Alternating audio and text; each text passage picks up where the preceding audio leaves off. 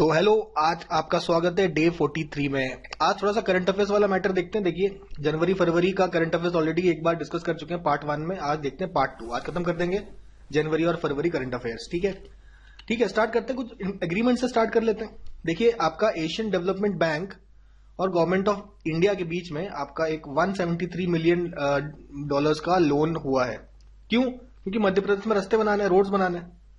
तो कनेक्टिविटी के लिए मध्य प्रदेश में रोड्स वगैरह बढ़िया बनाने के लिए आपने एशियन डेवलपमेंट बैंक से लोन लिया है। ठीक है, तो एशियन डेवलपमेंट बैंक याद रखना है। ठीक है, नेक्स्ट।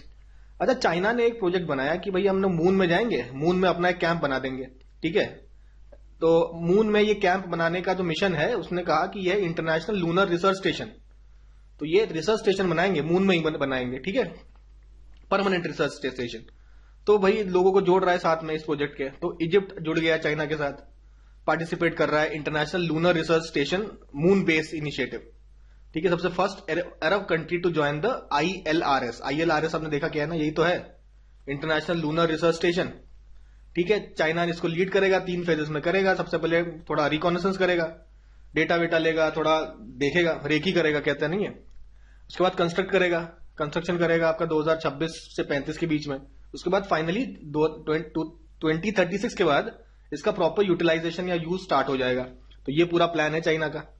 नेक्स्ट बात करते हैं हम लोग इंडिया और जो रशिया के बीच में आपका कुंदलकुलम न्यूक्लियर प्लावर बनने की बात बरसों से चल रही है। ठीक है, मार्च 2002 से बनने की बात चल रही है।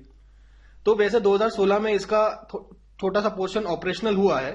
ठीक है, the initial phase become operational in February 2016, operating at its design capacity of 1000 megawatts. तो इसको और इसके कैपेसिटी बढ़ाने का और फुल कैपेसिटी पे चलाना है बाई 2027।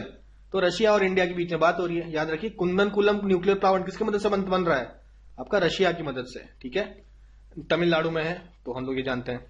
अच्छा, green fuel alliance, green fuel के लिए अलायंस किसके बीच में हो रहा है? देखिए, इंडिया और डेनमार्क की बात कहें तो आप देखिए ग्रीन फ्यूल अलायंस है। ठीक है, initiative aims to enhance green fuel sector.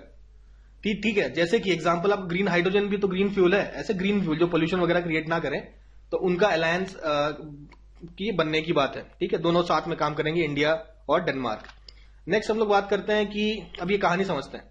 देखिए, आपका कोलंबो सिक्योरिटी कॉन्क्लेव, ठीक है, ओशनोग्राफर्स एंड हाइड्रोग्राफर्स कॉन्फ्रेंस हुआ था, जिसमें कई कंट्रीज मिले थे साथ में कोलंबो में, और कहा था कि हम लोग एक्सप्लोर करेंगे, ओशन को एक्सप्लोर करेंगे साथ में मिलके। ठीक है, तो ये वाला हुआ कहां था? Colombo security conclave oceanographers and hydrographers conference हुआ था कहां? गोवा में हुआ था और हैदराबाद में हुआ था। कब? नवंबर 2022 को। तो इन्होंने कहा कि चलो एक्सप्लोर करेंगे। तो यही एक्सप्लोर करने का काम जून 2023 में इन्होंने स्टार्ट किया। सागर निधि सुना होगा आपने, करंट अफेयर्स में भी देखा होगा जून के। ठीक है, तो scientist from the CSC nation, जो भी CSC कोलंबो सिक्योरिटी कॉन्क्लेव के पार्ट है, उन्होंने सागर निधि किया। अब वो कह रहे हैं ठीक है, सागर निधि कर दिया, अब हम लोग जा रहे हैं अंटार्कटिक एक्सपोजर करने के लिए। तो इंडिया 43rd अंटार्कटिक एक्सपीडिशन है, तो इसके लिए हम लोग निकल रहे हैं। ठीक है, और इंडिया लीड करेगा, national centre for polar and ocean research Goa, ये आपका लीड कर रहा है इस मिशन को। तो इस मिशन में 2 लोग बांग्लादेश से जुड़े हैं और आपका मॉरिशस से जुड़े हैं। ये एक दूसरे शिप में होके इंडिया आते हैं, केप टाउन से बैठ के। तो अब ये लोग जाएंगे अंटार्कटिका खोजने। तो मॉरिशस और बांग्लादेश याद रखिएगा, 2 कंट्रीज के साइंटिस्ट पार्टिसिपेशन ले रहे हैं। और 43rd अंटार्कटिक एक्सपीडिशन कौन करा रहा है ये याद रखिए, NCPOR, national centre for polar and ocean research Goa, NCPOR याद रखिए। ठीक है, तो ये बात हम लोगों ने कर दी। अच्छा, अब देखिए, IIT मद्रास कह रहा है हम लोग, एक्चुअली IIT चाहती है ना अलग अलग जगह अपना कैंपस खोले, केवल इंडिया में नहीं, इंटरनेशनल कैंपसेस हो। तो IIT के इंटरनेशनल कैंपसेस खोलने की बात चल रही है। तो भाई इन्होंने कहा कि श्रीलंका में खोलेंगे हम लोग। तो श्रीलंका में एक ब्रांच IIT मद्रास खोलने जा रही है। तो ये पता कैसे चला? भाई श्रीलंका के जो प्रेसिडेंट है रनिल विक्रमसिंघे, उन्होंने अपना जो बजट भाषण है 2024 का बजट जो रिलीज करा है उन्होंने नवंबर 2023 में, उसमें इस बात मेंशन की है, तो हम लोग को पता लग गया। ठीक है, अच्छा, स्विट्जरलैंड और इंडिया के बीच में 16 साल से वार्ता हो रही है कि हमारे यहाँ भाई फ्री ट्रेड एग्रीमेंट होना चाहिए दोनों कंट्रीज के बीच में। तो फाइनली आपका ये नेगोशिएशंस के बाद, 16 साल के नेगोशिएशंस के बाद ऐसा हो गया है, फ्री ट्रेड एग्रीमेंट साइन हो गया बिटवीन स्विट्जरलैंड एंड इंडिया। ठीक है, अच्छा, अभी डेनमार्क और इंडिया का क्या देखा था हमने? Green fuel. UAE इंडिया के साथ जो कोलैबोरेट करता है एजुकेशन सेक्टर में, तो UAE और इंडिया के बीच में आपका MOU साइन होता है। With the primary aim of enhancing cooperation with in their respective educational institutions. Education institutions के बीच में कोऑपरेशन डेवलप करना चाह रहे हैं यूएई के साथ। ठीक है, तो आई होप ये बात समझ में आई होगी। और देखते हैं, ये देखिए वर्ल्ड इकोनॉमिक फोरम। तो वर्ल्ड इकोनॉमिक फोरम कई सारे सेंटर्स बना रहा है ऑल ओवर इंडिया। ठीक है, तो 19वां सेंटर, अच्छा सेंटर किस लिए? फोर्थ इंडस्ट्रियल रेवोल्यूशन नेटवर्क नाम से एक नेटवर्क बनाना चाहता है ऑल ओवर इंडिया नहीं, all over the world.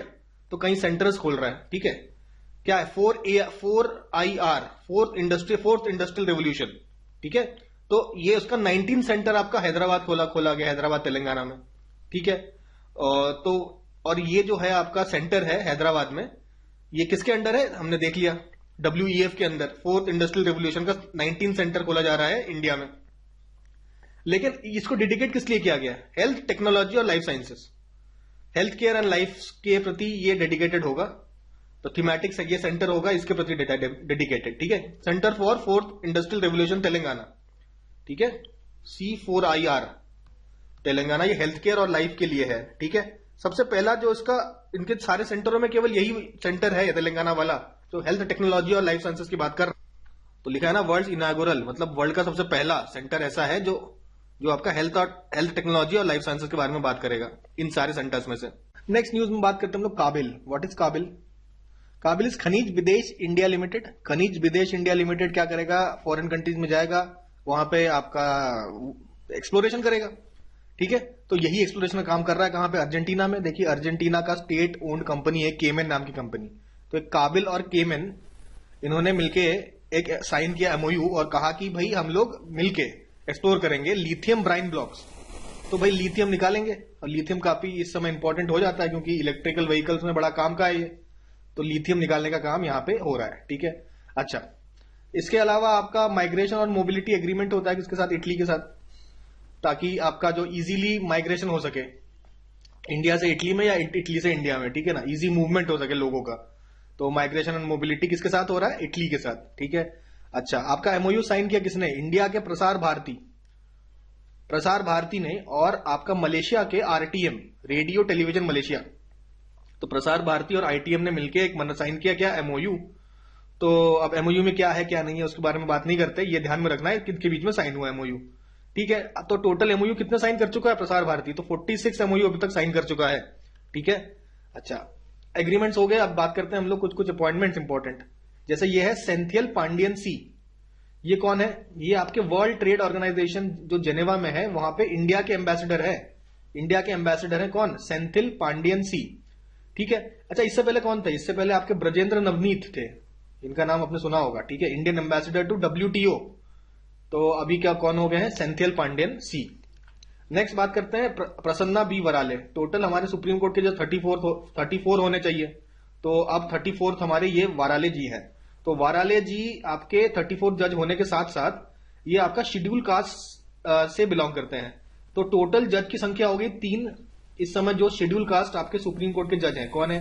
BR Gavai, CT Ravi Kumar और प्रसन्ना बी वराले जो भी लेटेस्ट हुए हैं। तो अभी तक इंडिया के इतिहास में maximum number representation schedule caste का हुआ इस समय सुप्रीम कोर्ट में। तो ये ध्यान रखना, सबसे ज्यादा मैक्सिमम रिप्रेजेंटेशन सुप्रीम कोर्ट का इस समय है 3। ठीक है, 34 में से 3 आपके शेड्यूल कास्ट जज हैं, ये मैक्सिमम है अभी तक के इंडिया के इतिहास का। अब बात करते हैं जगदीप धनखड़ जी, हमारे जो वाइस प्रेसिडेंट साहब हैं, वो बन गए हैं वाइस प्रेसिडेंट होने के आधार पे वो बन जाते हैं ex officio chancellor of Pondicherry university. तो पौंडीचेरी यूनिवर्सिटी के ये बन जाते हैं चांसलर। नॉर्मली गवर्नर होता है चांसलर, तो जब जगदीप धनखड़ साहब जो हैं वो आपके पौंडीचेरी के बन जाते हैं चांसलर।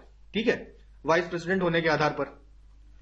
ठीक है, तो ये समझ में आ गया हमें, पौंडीचेरी यूनिवर्सिटी के वाइस चांसलर हमारे वाइस प्रेसिडेंट जगदीप धनखड़। आगे बढ़ेंगे, इंदरमणि पांडे, देख लीजिए ये साहब हैं इंदरमणि पांडे जी, और ये बनते हैं बिम्स्टेक।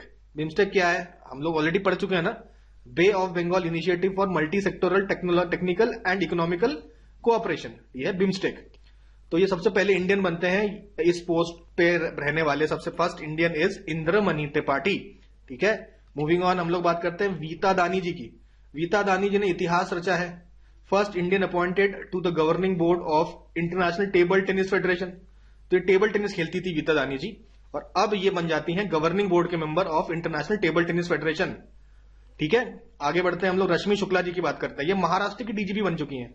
रश्मि शुक्ला जी बन चुकी हैं, आईपीएस ऑफिसर हैं, ये बन चुकी हैं डायरेक्टर जनरल ऑफ पुलिस इन महाराष्ट्र। सबसे पहली महिला आईपीएस ऑफिसर बनती है रश्मि शुक्ला। ठीक है, नेक्स्ट, मतलब पहली महिला आईपीएस जो कि डीजीपी बनी है महाराष्ट्र की। ठीक है ना, पहली महिला डीजीपी ऑफ महाराष्ट्र रश्मि शुक्ला जी। अच्छा, बात करते हैं शेरिंग टॉपगे टीटी। तो आपके जो शेरिंग टॉपगे हैं, ये आपके भूटान के करंट प्राइम मिनिस्टर बने हैं, अभी रिसेंटली बने हैं। पहले भी रह चुके हैं, 13 से 18 तक रह चुके हैं, अभी दोबारा बन गए हैं। शेरिंग टॉपगे याद रहिएगा। ठीक है, फोटो देखेंगे तो थोड़ा सा दिमाग में रहेगा आपके, है ना। अच्छा, उसके बाद लाई चिंगते, ये है लाई चिंगते जी। ये आपके कौन है, ताइवान के नए प्रेसिडेंट बन चुके हैं, लाई चिंगते। ठीक है, आपके डीपीपी डेमोक्रेटिक प्रोग्रेसिव पार्टी के ये मेंबर हैं। नेक्स्ट बात करते हैं हम जस्टिस संजीव खन्ना बन चुके हैं executive chairperson of NALSA. NALSA क्या है, नेशनल लीगल सर्विस अथॉरिटी।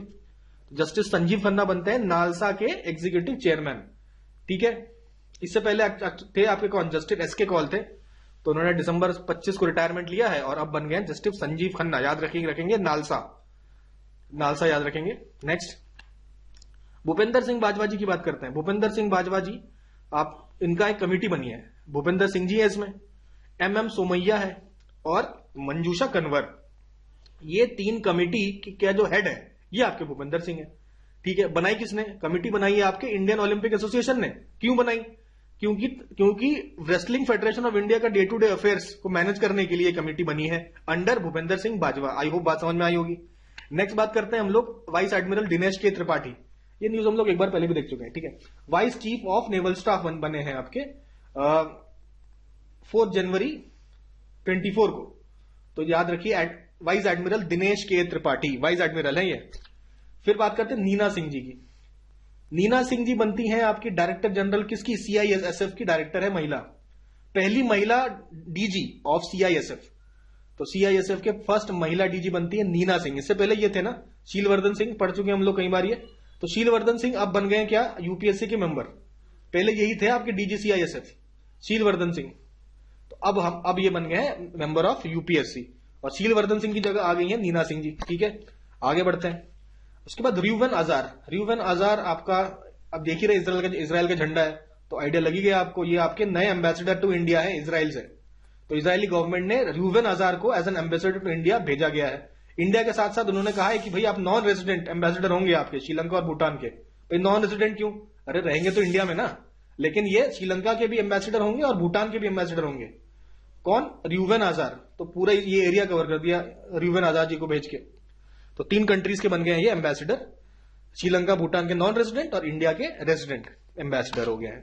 ठीक है, फेलिक्स शीशेकेडी, अब फिर देखिए कोशिश हमारा है प्रोनाउंसिएशन अच्छा करने का, फेलिक्स शीशेकेडी। अच्छा, फेलिक्स शीशेकेडी, हाँ ये सही है, यही होगा प्रोनाउंसिएशन। फेलिक्स शीशेकेडी बन गए हैं डेमोक्रेटिक रिपब्लिक ऑफ कॉन्गो के नए प्रेसिडेंट बन चुके हैं। ठीक है, ये बात हो गई कॉन्गो की। सेकेंड 5 ईयर टर्म किया उन्होंने। ठीक है, ये सब बात नहीं, इंपॉर्टेंट याद रखिए नाम किसका, कॉन्गो का, DRC democratic Republic of Congo. आगे बात करते हैं सुकेश मासरा, आई होप यही होगा, सुकेश मासरा जी बन चुके हैं चैड के आपके प्राइम मिनिस्टर बन चुके हैं। ठीक है, एग्जाइल कर दिया गया था इनको, प्रो डेमोक्रेसी है ये थोड़े से, है ना, वहां पे चैड में थोड़ी सी दिक्कत है, डिक्टेटरशिप वगैरह आ जाती है। तो ये डेमोक्रेसी को सपोर्ट करने वाले आपके नए प्रधानमंत्री बन गए हैं सुकेश मासरा। नेक्स्ट बात करते हैं विकासशील जी की। विकासशील जी आपके ईडी हैं किसके, एशियन डेवलपमेंट के बन गए हैं। ठीक है, India Vikas Sheel has been appointed executive director of the Asian Development Bank जनवरी में। अर्लियर ही was working in as additional secretary and mission director of Jal Jeevan mission. तो जल जीवन मिशन से सीधा एशियन डेवलपमेंट पहुंच गई है। ठीक है, जल जीवन मिशन से सीधा पहुंच गए एशियन डेवलपमेंट के एग्जीक्यूटिव डायरेक्टर बन गए विकासशील जी, याद रखिएगा। बात करते हैं साइमा वाजिद। ये तो न्यूज फिर पहले भी देख चुके हैं इनके बारे में। ये एक्चुअली बांग्लादेश की जो प्राइम मिनिस्टर हैं शेख हसीना जी, उनकी सुपुत्री हैं। ठीक है, और इन्होंने WHO के में काम करती हैं। तो इनको regional director of world health organisation बना दिया गया है। साउथ ईस्ट एशियन रीजन का आपका साउथ ईस्ट एशियन रीजन का जो रीजनल डायरेक्टर है, अरे कई सारे रीजन होंगे ना WHO के, तो साउथ ईस्ट एशियन रीजन भी है WHO के अंदर, तो इनका जो है डायरेक्टर बना दिया गया है। किसको? साइमा वाजिद को। ठीक है, तो ऑब्वियसली WHO कहाँ है? जेनेवा, स्विट्जरलैंड, ये सब पढ़ चुके हम लोग, तो ये तो याद ध्यान और आ रहा होगा आपको। अच्छा, सुंग हुआनचो, ठीक है, सुंग हुआनचो को बना दिया गया है ISO, international standard organisation of standardisation के प्रेसिडेंट बना दिया गया। इंपॉर्टेंट है ये, काफी ध्यान रखिएगा, सुंग हुआनचो। ठीक है, बहुत बढ़िया। आगे बढ़ते हैं हम लोग, रणधीर जायसवाल जी की बात करते हैं। तो इनको तो आप देख रहे होंगे, ये कौन है? अरिंदम बागची जी है। तो अरिंदम बागची जी क्या थे? India permanent representative to UN, united nation in Geneva. तो परमानेंट रिप्रेजेंटेटिव की तरफ काम करते थे जिनेवा में ऑफ यूनाइटेड नेशंस। तो इनकी जगह पे अब बन गए नए नहीं, अच्छा सॉरी, अच्छा अरिंदम बागची को ये बनाया गया अभी, ठीक है, इंडिया रिप्रेजेंटेटिव टू जिनेवा। ठीक है, पहले कौन क्या थे? यही थे, तो spokes person ministry of external affairs की जब भी कोई न्यूज आती है तो आप देखेंगे अरिंदम बागची साहब ही ये न्यूज पढ़ के PTF मतलब सुनाते हैं प्रेस वालों को। ठीक है, अभी इनकी जगह कौन सुनाएंगे? ये रणधीर जायसवाल। तो रणधीर जायसवाल जी को बना दिया गया है spokes person of ministry of external affairs. ठीक है, तो और ऑब्वियसली ये भी आप समझ गए कि भाई permanent representative of UN at Geneva कौन बन गए अभी? अरिंदम बागची जी। ठीक है, नेक्स्ट बात करते हैं हरमन क्रूइज। ये हमारे फुटबॉल प्लेयर है। हॉकी इंडिया ने कहा कि भाई इनको कोच बनाया जाएगा, नहीं कोच नहीं, न्यू हाई परफॉर्मेंस डायरेक्टर बनाया जाएगा। High performance director, performance increase करेंगे हमारे हॉकी प्लेयर्स का। तो ये आपके डच कोच है। ठीक है, नेदरलैंड के hockey team, women hockey team का कोच कर चुके हैं ऑलरेडी, और इंडिया के जूनियर मेंस और वुमेन टीम के भी कोच रह चुके हैं। अभी बन गया ये न्यू हाई परफॉर्मेंस डायरेक्टर। भाई परफॉर्मेंस इंक्रीज करनी है हमारे प्लेयर्स की। ठीक है, हरमन क्रूइज, डच यानी कि नेदरलैंड से आते हैं ये। नेक्स्ट बात करते हैं गोविंदयापल्ली राम मोहन राव। ये है गोविंदयापल्ली राम मोहन राव जी। ये बन गए हैं सेबी के एग्जीक्यूटिव डायरेक्टर। सेबी के एग्जीक्यूटिव डायरेक्टर बन गए हैं ये। ठीक है, अच्छा 3 साल के लिए बन गए हैं। ठीक है, and he is handling the investigation department and internal inspection department. ठीक है, अच्छी बात है। आगे बढ़ते हैं हम लोग, राजीव शाह की बात करते हैं। डॉक्टर राजीव शाह को बना दिया गया है the Rockefeller foundation. Rockefeller foundation है US में, तो उनका क्लास C डायरेक्टर बनाया गया है। किनको? राजीव शाह को। अब इंडियन है तो हमारे लिए इंपॉर्टेंट हो जाता पढ़ना। ठीक है, 3 साल का टर्म है इनका। रॉकफेलर फाउंडेशन याद रखिएगा। दलजीत सिंह चौधरी, तो ये आपके सशस्त्र सीमा बल SSB, सशस्त्र सीमा बल के तो DG है ही है। साथ में इनको कहा है कि भैया आप NSG के भी DG बन जाओ। तो सशस्त्र सीमा बल और NSG दोनों के ही आपके नए डायरेक्टर बन गए हैं दलजीत सिंह चौधरी। आई होप ये ध्यान रहेगा। नेक्स्ट बात करते हैं प्रमोद अग्रवाल जी। ये हमने बात करी भाई सेबी के नए DG देखे ना हमने, कौन देखे? ये देखे ना, गोविंदयापल्ली राम मोहन राव। तो यही सेबी जो है ये चूज करती है किनको? प्रमोद अग्रवाल को। क्या बनाती है इनको? Chairman of BSE, Bombay stock exchange का जो चेयरमैन है कौन है? प्रमोद अग्रवाल जी है, ये देखिएगा आप। ठीक है, नेक्स्ट बात करते हैं शेख हसीना, आपकी 5वीं बार प्राइम मिनिस्टर बनती है बांग्लादेश की। इनकी बेटी साइमा वाजिद के बारे में न्यूज अभी पढ़ी लिया हमने। ठीक है, और 4थी बार कंसेक्यूटिवली जीतती हैं। ठीक है, टोटल ओवरऑल 5वीं बार प्राइम मिनिस्टर बन रहती हैं शेख हसीना। नेक्स्ट बात करते हैं Frederik Andre Henrik Christian. Frederik X भी बोला जाता है इनको। ये बन जाते हैं राजा, किसके? डेनमार्क के राजा। डेनमार्क तो देख ही रहे होंगे आप मैप पे, नहीं देख रहे हो तो तुरंत देखिए जाके। ठीक है, इनसे पहले इनकी जो माताश्री थी क्वीन मार्गरेट सेकंड, ये थी क्वीन। तो ये आपके प्रिंस हेनरिक और क्वीन मार्गरेट के बेटे हैं ये, फेडरिक आंड्रे हेनरिक क्रिश्चियन। ठीक है, ये बन गया राजा ऑफ डेनमार्क। अच्छा, उसके बाद बात करते हैं गैब्रियल अटाल। तो गैब्रियल अटाल एक्चुअली इमैनुअल मैक्रोन जो है, ये कौन है? प्रेसिडेंट है फ्रांस के। तो इन्होंने अपना नया एजुकेशन मिनिस्टर बनाया, गैब्रियल अटाल। तो भाई क्यों इंपॉर्टेंट है? कई सारे मिनिस्टर होंगे, सबके नाम याद रखते फिरेंगे क्या? नहीं, इनका याद इसलिए रखना है क्योंकि ये फ्रांस के सबसे यंगेस्ट मिनिस्टर है बने हैं। और ये पहली बार कोई ओपनली गे, मतलब ये गे है, इनका सेक्सुअल प्रेफरेंस है, ये गे है। ठीक है, तो पहला सबसे यंगेस्ट और openly gay head of government का कोई मिनिस्टर फ्रांस में बना है, वो आपके हैं गैब्रियल अटाल। ठीक है, अब बात करते हैं हम लोग बुक्स एंड ऑथर्स की बात कर लेते हैं, थोड़ी कुछ इंपॉर्टेंट बुक्स देख लेते हैं। ठीक है, देखिए बाबरी मस्जिद राम मंदिर डायलेमा। तो ये an acid test for India's constitution, ये किताब लिखी किसने है? माधव गोडबोले साहब ने लिखी है। कौन है ये? जो उस समय जब आपका बाबरी मस्जिद का डिमोलिशन हुआ था, उस समय के आपके यूनियन होम सेक्रेटरी थे। ठीक है, और उस समय के इवेंट्स वगैरह उन्होंने अपने आंखों से देखा है, तो इसके ऊपर किताब लिखी इन्होंने, बाबरी मस्जिद राम मंदिर डायलेमा। माधव गोडबोले याद रखिए, ये आपके माधव गोडबोले साहब हैं, ठीक है। अब बात करते हैं हम लोग, देखिए एक किताब आई है, मोदी एनर्जाइजिंग ग्रीन फ्यूचर, ठीक है। ये किताब का इनॉग्रेशन किया गया था भाई Bhupendra Yadav, obviously ministry of environment, forest and climate change के मिनिस्टर है भूपेंद्र यादव साहब। तो इन्होंने मोदी एनर्जाइजिंग ग्रीन फ्यूचर इसको इनॉग्रेट किया। इसको लिखा किसने? तो बेसिकली आपका doctor Shyama Prasad Mukherjee research foundation और पेंटागन प्रेस, इन लोगों ने मिलके ये किताब आपका पब्लिश किया है, ठीक है। अच्छा, अब बात करते हैं uncommon love, early life of Sudha Murthy और नारायण मूर्ति। तो सुधा मूर्ति, नारायण मूर्ति जी के लाइफ के बारे में ये किताब है। किसने लिखा है? चित्रा बनर्जी दिवाकरुणी, चित्रा बनर्जी दिवाकरुणी जी ने लिखा है। अच्छा, नेक्स्ट है संस्कृति के आयाम, हिंदी में किताब है। तो ये आपका लिखा गया है मनोरमा मिश्रा जी ने, मनोरमा मिश्रा याद रखिएगा, चित्रा बनर्जी दिवाकरुणी, ठीक है। नेक्स्ट बात करते हैं हम लोग 4 स्टार्स टू डेस्टिनी। तो ये 4 स्टार्स टू डेस्टिनी आपका ऑटोबायोग्राफी है। तो ऑटोबायोग्राफी क्या है? अपनी ही लाइफ स्टोरी अगर आप लिखते हो तो उसे कहते हैं ऑटोबायोग्राफी। किन की ऑटोबायोग्राफी है? Army chief general Manoj Mukund Naravane, former army chief है ये आपके मनोज मुकुंद नारवाने साहब, इनकी ऑटोबायोग्राफी 4 स्टार्स ऑफ डेस्टिनी, ठीक है। नेक्स्ट बात करते हैं, एक आपका है गांधी जी के ऊपर किताब लिखी गई है, Gandhi a life in 3 campaigns, a life in 3 campaigns. तो ये एमजे अकबर और साथ में के नटवर सिंह, इनके द्वारा लिखी गई किताब है, ठीक है। तो इसका आपका जो अनवीलिंग हुई थी, ये आपका it was hosted by Nripendra Mishra, prime minister museum.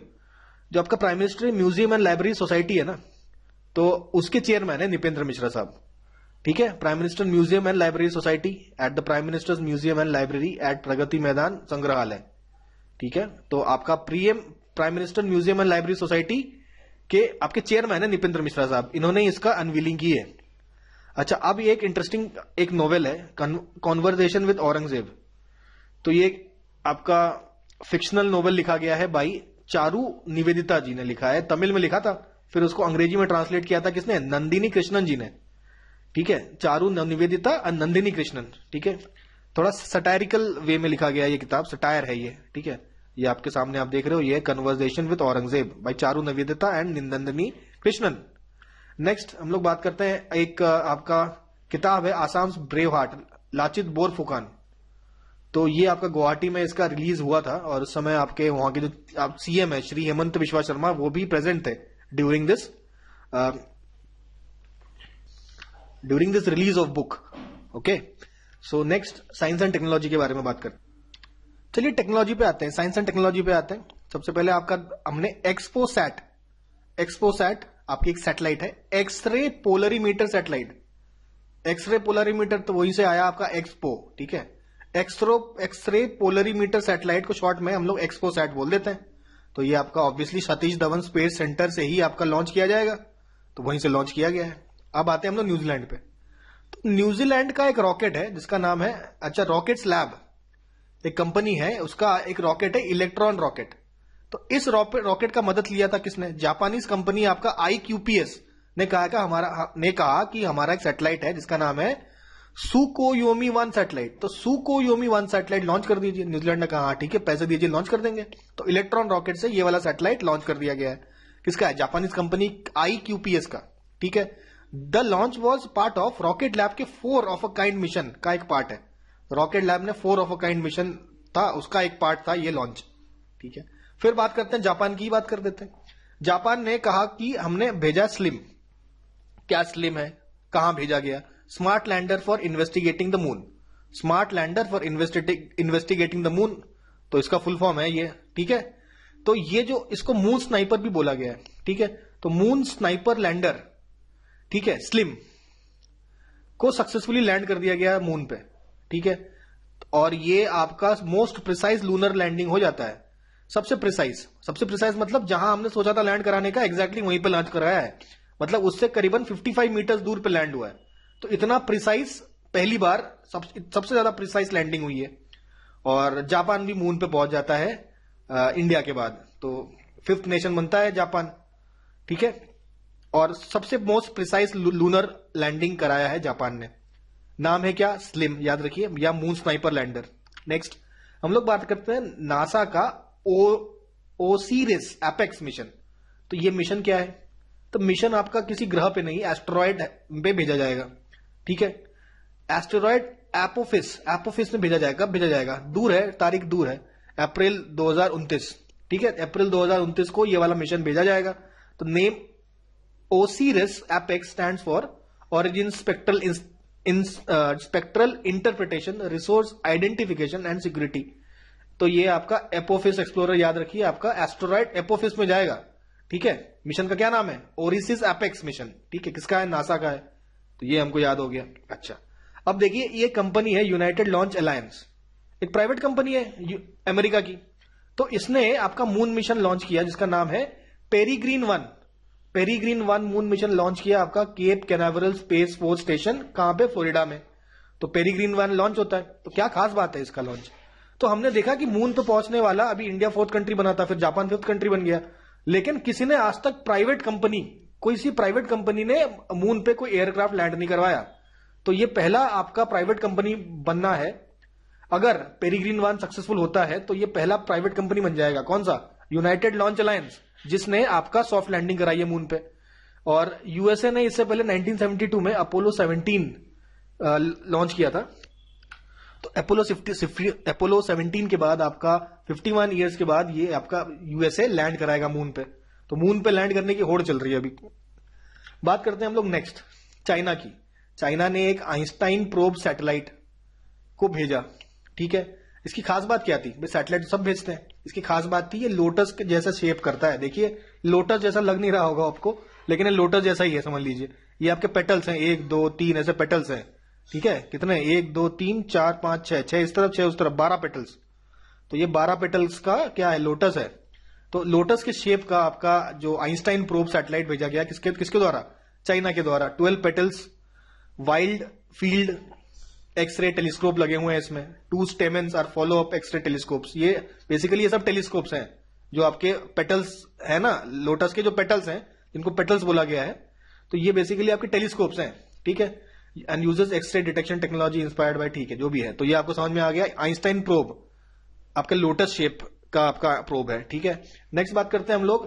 भाई सब लोग चैट जीपीटी की बात कर रहे हैं ना, तो अब इंडिया क्यों पीछे रह जाए? तो इंडिया में ही आपका CoRover.ai, ठीक है, आपका एआई की कंपनी है, उन्होंने इंट्रोड्यूस किया भारत जीपीटी। ये सब इंडिया का सबसे पहला एलएलएम है। एलएलएम क्या है? Large language model. सबसे पहला large language model LLM Bharat GPT बनता है। ठीक है, तो this ground breaking development aims to revolutionise AI conversations. आपके 22 इंडियन लैंग्वेजेस में ये होगा। नेक्स्ट बात करते हैं हम लोग सोडियन एनर्जी। तो बाल पचयप्पा, ठीक है, तो ये आपका सोडियन एनर्जी कंपनी का नाम है, इनके फाउंडर का नाम है बाल पाचयप्पा। तो इन्होंने लॉन्च किया इंडिया का पहला सोडियम आयन बैटरीज। अरे सोडियम आयन से बैटरी बनाया है इन्होंने। ठीक है, तो ये आपका पहली बार सोडियम आयन बैटरी बनाने वाले हैं सोडियन एनर्जी। ठीक है, नाम भी देखिए मिलता जुलता है, सोडियन एनर्जी मतलब सोडियम आयन बैटरीज बनाया है। बाला पाचयप्पा याद रखेंगे। नेक्स्ट बात करते हैं हम लोग। भाई गुजरात गवर्नमेंट ने आपका इंडिया फर्स्ट सबमरीन टूरिज्म की बात की। भाई सबमरीन टूरिज्म, तो ये आपका सबमरीन दिख रहा है ना फोटो में आपको, ये ऐसे सबमरीन आपको भेज दिया जाएगा पानी के अंदर। और जाएगा कहां पे? ये आपका एक छोटा सा आइलैंड है बेट द्वारका। ठीक है, बेट द्वारका आइलैंड में ये सबमरीन ले जाएगा। क्यों जाएंगे लोग? क्योंकि इसका आपका रिलीजियस माइथोलॉजिकल सिग्निफिकेंस है। रिलीजियस सिग्निफिकेंस क्या है? हम लोग कहते हैं ना कृष्ण जी की द्वारका कृष्ण जी के बाद डूब गई थी समंदर में, तो उसी द्वारका जो शहर मतलब जो सिटी है जो डूब गई थी, उसी सिटी में आपका ले जाया जाएगा। तो एक प्रकार का एक tourism point, religious tourism point of view से इंपॉर्टेंट बन जाएगा। ठीक है, सो ये हमने देखा। कौन बेसिकली सबमरीन किसका है? मैजगोंग डॉक लिमिटेड के द्वारा सबमरीन दिया जा रहा है कि इस सबमरीन का इस्तेमाल करके आप टूरिज्म करिए। ठीक है, बेट द्वारका में। बेट द्वारका के आइलैंड का नाम है ना। ठीक है, उसी आइलैंड के आसपास आपका जो एरिया है वहां पे सबमरीन के थ्रू जाया जाएगा। नेक्स्ट बात करते हैं हम लोग। अब ये फोटो नहीं देखिए, फोटो नहीं लगाया हमने इसका पहले वाले न्यूज का, ये दूसरे वाले न्यूज से रिलेटेड है। चलो यही देख लेते हैं पहले। देखिए ये फोटो आपका है अमृत फॉर स्मॉल कम्युनिटीज। तो अमृत क्या है? Arsenic and metal removal by Indian technology, ये अमृत। तो अमृत टेक्नोलॉजी क्या है और किसने लॉन्च किया? तो लॉन्च तो कर रही है आईआईटी मद्रास। आईआईटी मद्रास ने इसमें लॉन्च किया कि भाई ये आप अपना घर में लगाइए और आपका पानी को प्यूरिफाई कर देगा, आर्सेनिक और जो भी मेटल आयंस होते हैं वो रिमूव हो जाएगा। तो ये अमृत किसके द्वारा बनाया गया? आईआईटी मद्रास के द्वारा। तो ये समझ में आ गया। अब ऊपर वाला देख लेते हैं न्यूज। तो दिसंबर 15 की न्यूज है, आपका डीआरडीओ ने टेस्ट किया किसका? Autonomous flying wing technology demonstrator, autonomous flying wing technology demonstrator. ठीक है, ये एक अनमैन्ड एरियल व्हीकल है। The flight took place at aeronautical test range Chitradurga Karnataka. Chitradurga Karnataka में ये आपका फ्लाइट टेक्स प्लेस होता है। ठीक है, तो ये हम लोगों को समझ में आया। नेक्स्ट बात कर लेते हैं हम लोग, ई सॉइल किसने बनाया? तो कहां बनाया? तो ये आपका लिंकोपिंग यूनिवर्सिटी। कहां है ये? स्वीडन में है। तो जवाब मिल गया आपको, कहां बनाया। ठीक है, ये है एक इलेक्ट्रॉनिक सॉइल या ई सॉइल। क्या है इस फायदा क्या होगा इसका? इसका फायदा ये होगा कि आपका क्रॉप ग्रोथ बड़ा अच्छा होगा इससे। ये जो सॉइल का इस्तेमाल करके जो भी आप पौधे उगाएंगे वो काफी बढ़िया उगेंगे। ठीक है, e soil is a soilless cultivation method that uses low power electric currents to stimulate the root system of plants. देखिए, आप छोटा छोटा करंट भेजेंगे इसमें, ठीक है, तो आपके जो रूट्स डेवलप हो जाएंगे प्लांट्स में। ठीक है, new substrate is made of cellulose and conductive polymer called PEDOT. तो पीडॉट नाम का एक सबस्ट्रेट का इस्तेमाल किया गया इसको बनाने के लिए। तो ये है हमारा इलेक्ट्रॉनिक सॉइल का न्यूज देखा हमने। कंट्री कौन सा है? स्वीडन। ठीक है, नया सबस्ट्रेट कौन सा है? पीडॉट, जिसका इस्तेमाल किया जा रहा है तो क्रॉप ग्रोथ करने के लिए। आगे बढ़ते हैं भाई। देखिए, छोटा सा बैटरी है, ये दिखने में बड़ा लग रहा है, बड़ा छोटा सा, सिक्के के साइज का है ना, सिक्के से कंपेयर कर रहे हैं हम लोग। तो ये सिक्के के साइज का बैटरी है ये। ठीक है, world's first mass produced nuclear battery है ये। छोटा मोटा बैटरी नहीं है, न्यूक्लियर बैटरी है, न्यूक्लियर एनर्जी से चल रहा है ये बैटरी। ठीक है, और छोटा है, बहुत छोटा, कॉइन साइज का है। तो ये चाइना का एक स्टार्टअप कंपनी है जिसका नाम है बीटा वॉल्ट टेक्नोलॉजी। ठीक है, इसने ये बनाया है और नाम दिया इसको BV100। बीवी तो बेटा वॉल्ट, BV100 नाम का ये बैटरी बनाया है बीटा वॉल्ट टेक्नोलॉजी ने। चाइनीज स्टार्टअप कंपनी, सबसे पहला वर्ल्ड का मास प्रोड्यूस न्यूक्लियर बैटरी। ठीक है, आई होप ये सब याद हो गया होगा। ठीक है, इतना छोटा है, देखिए साइज बताया गया है। 100 आपका माइक्रोवाट्स पावर जनरेट करेगा 3 वोल्टेज पे। ठीक है, आगे बढ़ते हैं हम लोग। ये देखिए, खाना पका रहा है रोबोट।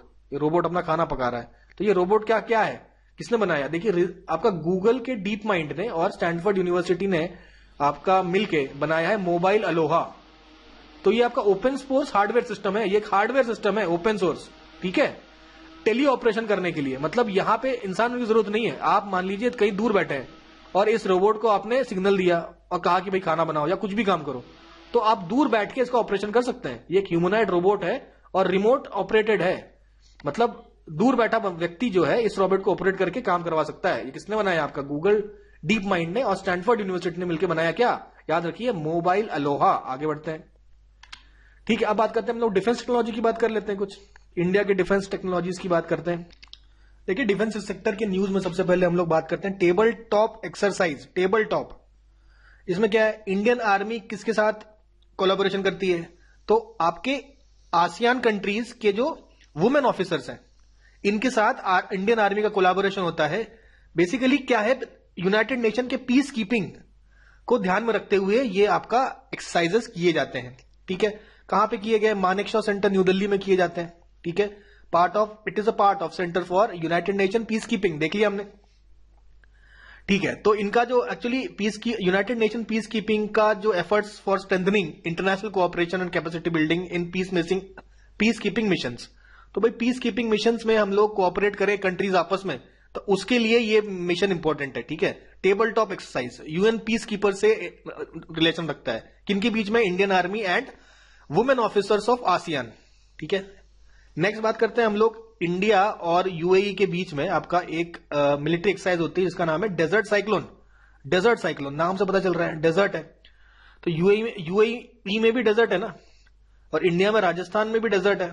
तो डेजर्ट एरियाज में किस प्रकार से हम लोग क्या कहते हैं लड़ाई करेंगे, और आपस में इंटरऑपरेबिलिटी इंडिया और यूएई के बीच में।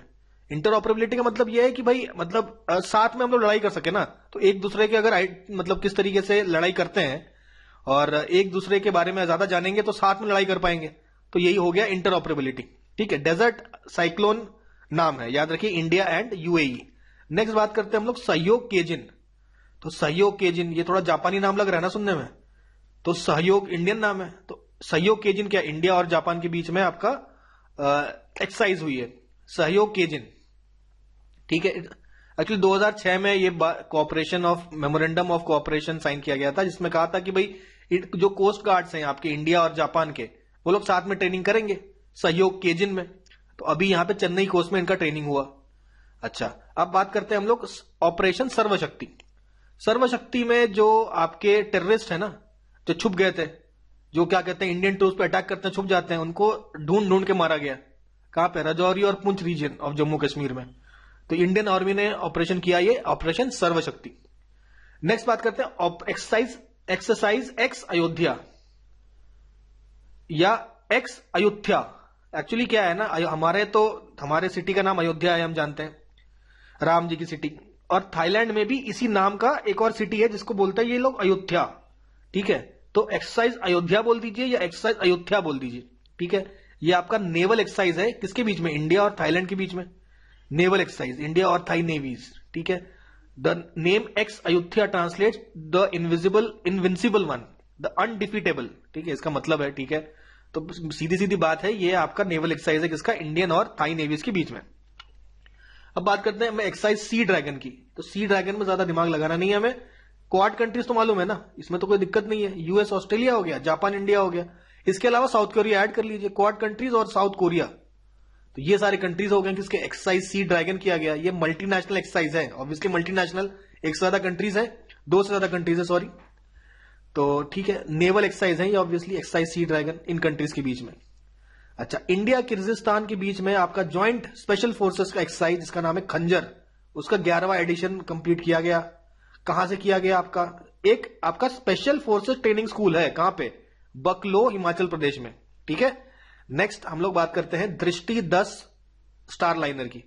तो भैया इंडियन नेवी की सबसे इंडिजिनसली मेड आपका दृष्टि 10 स्टार लाइनर है, unmanned aerial vehicle from Adani defence and aerospace. ठीक है, तो किसके द्वारा बनाया गया? ये अदानी डिफेंस एंड एरोस्पेस के द्वारा ये बनाया जाता है। दृष्टि 10 स्टार लाइनर किसका है? इंडियन नेवी का है, याद रखिएगा।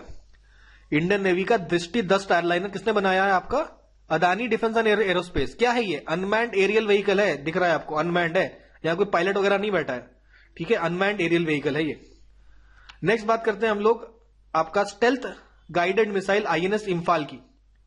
ठीक है, तो आपका आईएनएस इंफाल के बारे में समझते हैं हम लोग। देखिए, आईएनएस इंफाल एक स्टेल्थ गाइडेड मिसाइल डिस्ट्रॉयर है, स्टेल्थ गाइडेड मिसाइल डिस्ट्रॉयर है। ठीक है, ये आईएनएस इंफाल आप देख सकते हैं। तो इसको कमीशन किया गया आपका मुंबई में। ठीक है, आईएनएस इंफाल को कमीशन किया गया मुंबई में, किसके द्वारा? हमारे रक्षा मंत्री, तो राजनाथ सिंह है हमारे रक्षा मंत्री। तो उन्होंने ऐसा कहा कि ये एक सिंबल ऑफ आत्मनिर्भरता है। क्यों?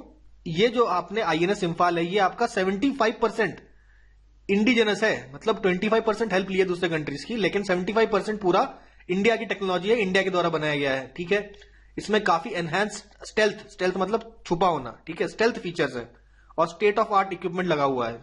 तो यहां पे ये स्टेटमेंट बोला गया आपका रक्षा मंत्री के द्वारा। कौन सा स्टेटमेंट?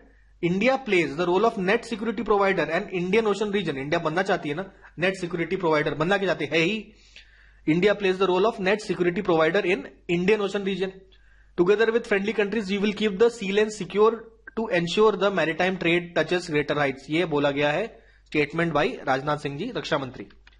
अच्छा, अब ये देखिए गन बनाए, गन, इस गन का क्या नाम है? उर्गम असॉल्ट राइफल। ठीक है, ये आपका इंडिजिनस है, पूरा फुल्ली इंडिजिनस, 100% इंडिया में बनाया है, इंडिया की टेक्नोलॉजी है। ठीक है, तो ये गन बनाया किसने? आपका ARDE और DAIPL। क्या है ये? DAIPL क्या है? आईपीएल से रिलेटेड तो नहीं है, नहीं, ये आपका है द्वीप आर्मर इंडिया प्राइवेट लिमिटेड। और ARD क्या है? आर्मोमेंट रिसर्च एंड डेवलपमेंट एस्टैब्लिशमेंट।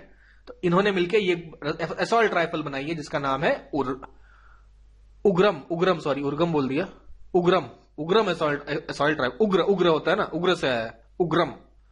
ठीक है, अब बात करते हैं इंडियन नेवी का, जो आपका इसको क्या बोलते हैं, शोल्डर के लगता है ना, शोल्डर में ये पीस लगता है, शोल्डर पीस, जिसको बोलते हैं इपॉलेट्स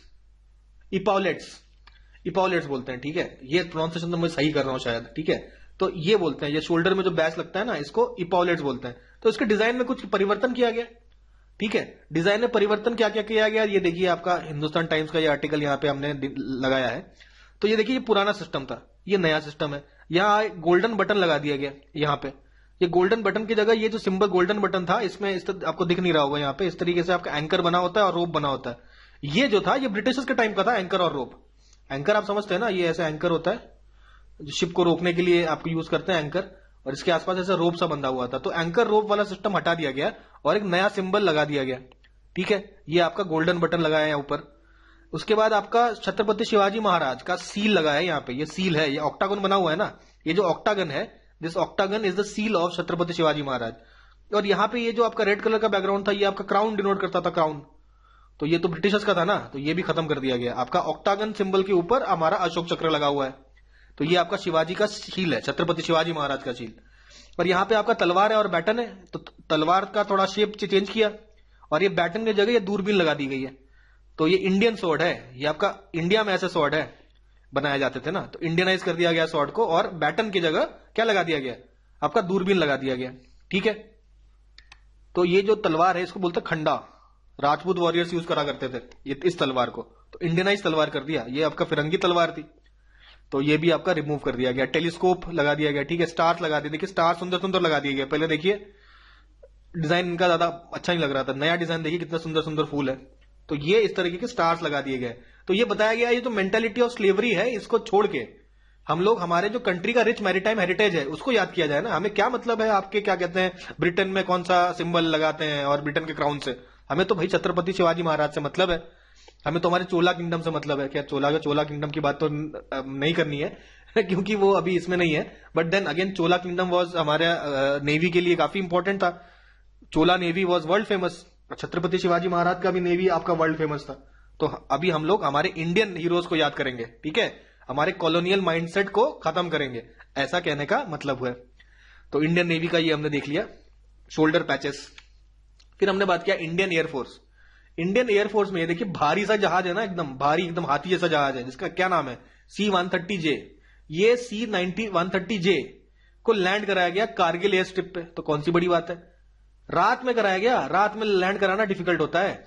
और कारगिल एयर जो एयर स्ट्रिप है ये खास है क्योंकि ये काफी हाइट पे है ना, ये आपका 10,500 फीट की ऊंचाई पर है, आपका line of control Ladakh region के पास। ठीक है, इसको सुपर हरक्यूलिस भी बोल रहे हैं ना, तो देख के आपको हरक्यूलिस वाली फीलिंग नहीं आ रही, इसको इतना बड़ा जहाज है, इसको सुपर हरक्यूलिस बोलते हैं। C-130J इसको लैंड करा दिया गया है कहां पे, हमने देखा लद्दाख रीजन में, कारगिल एयर स्ट्रिप, जो आपका 10,500 फीट की ऊंचाई पे है।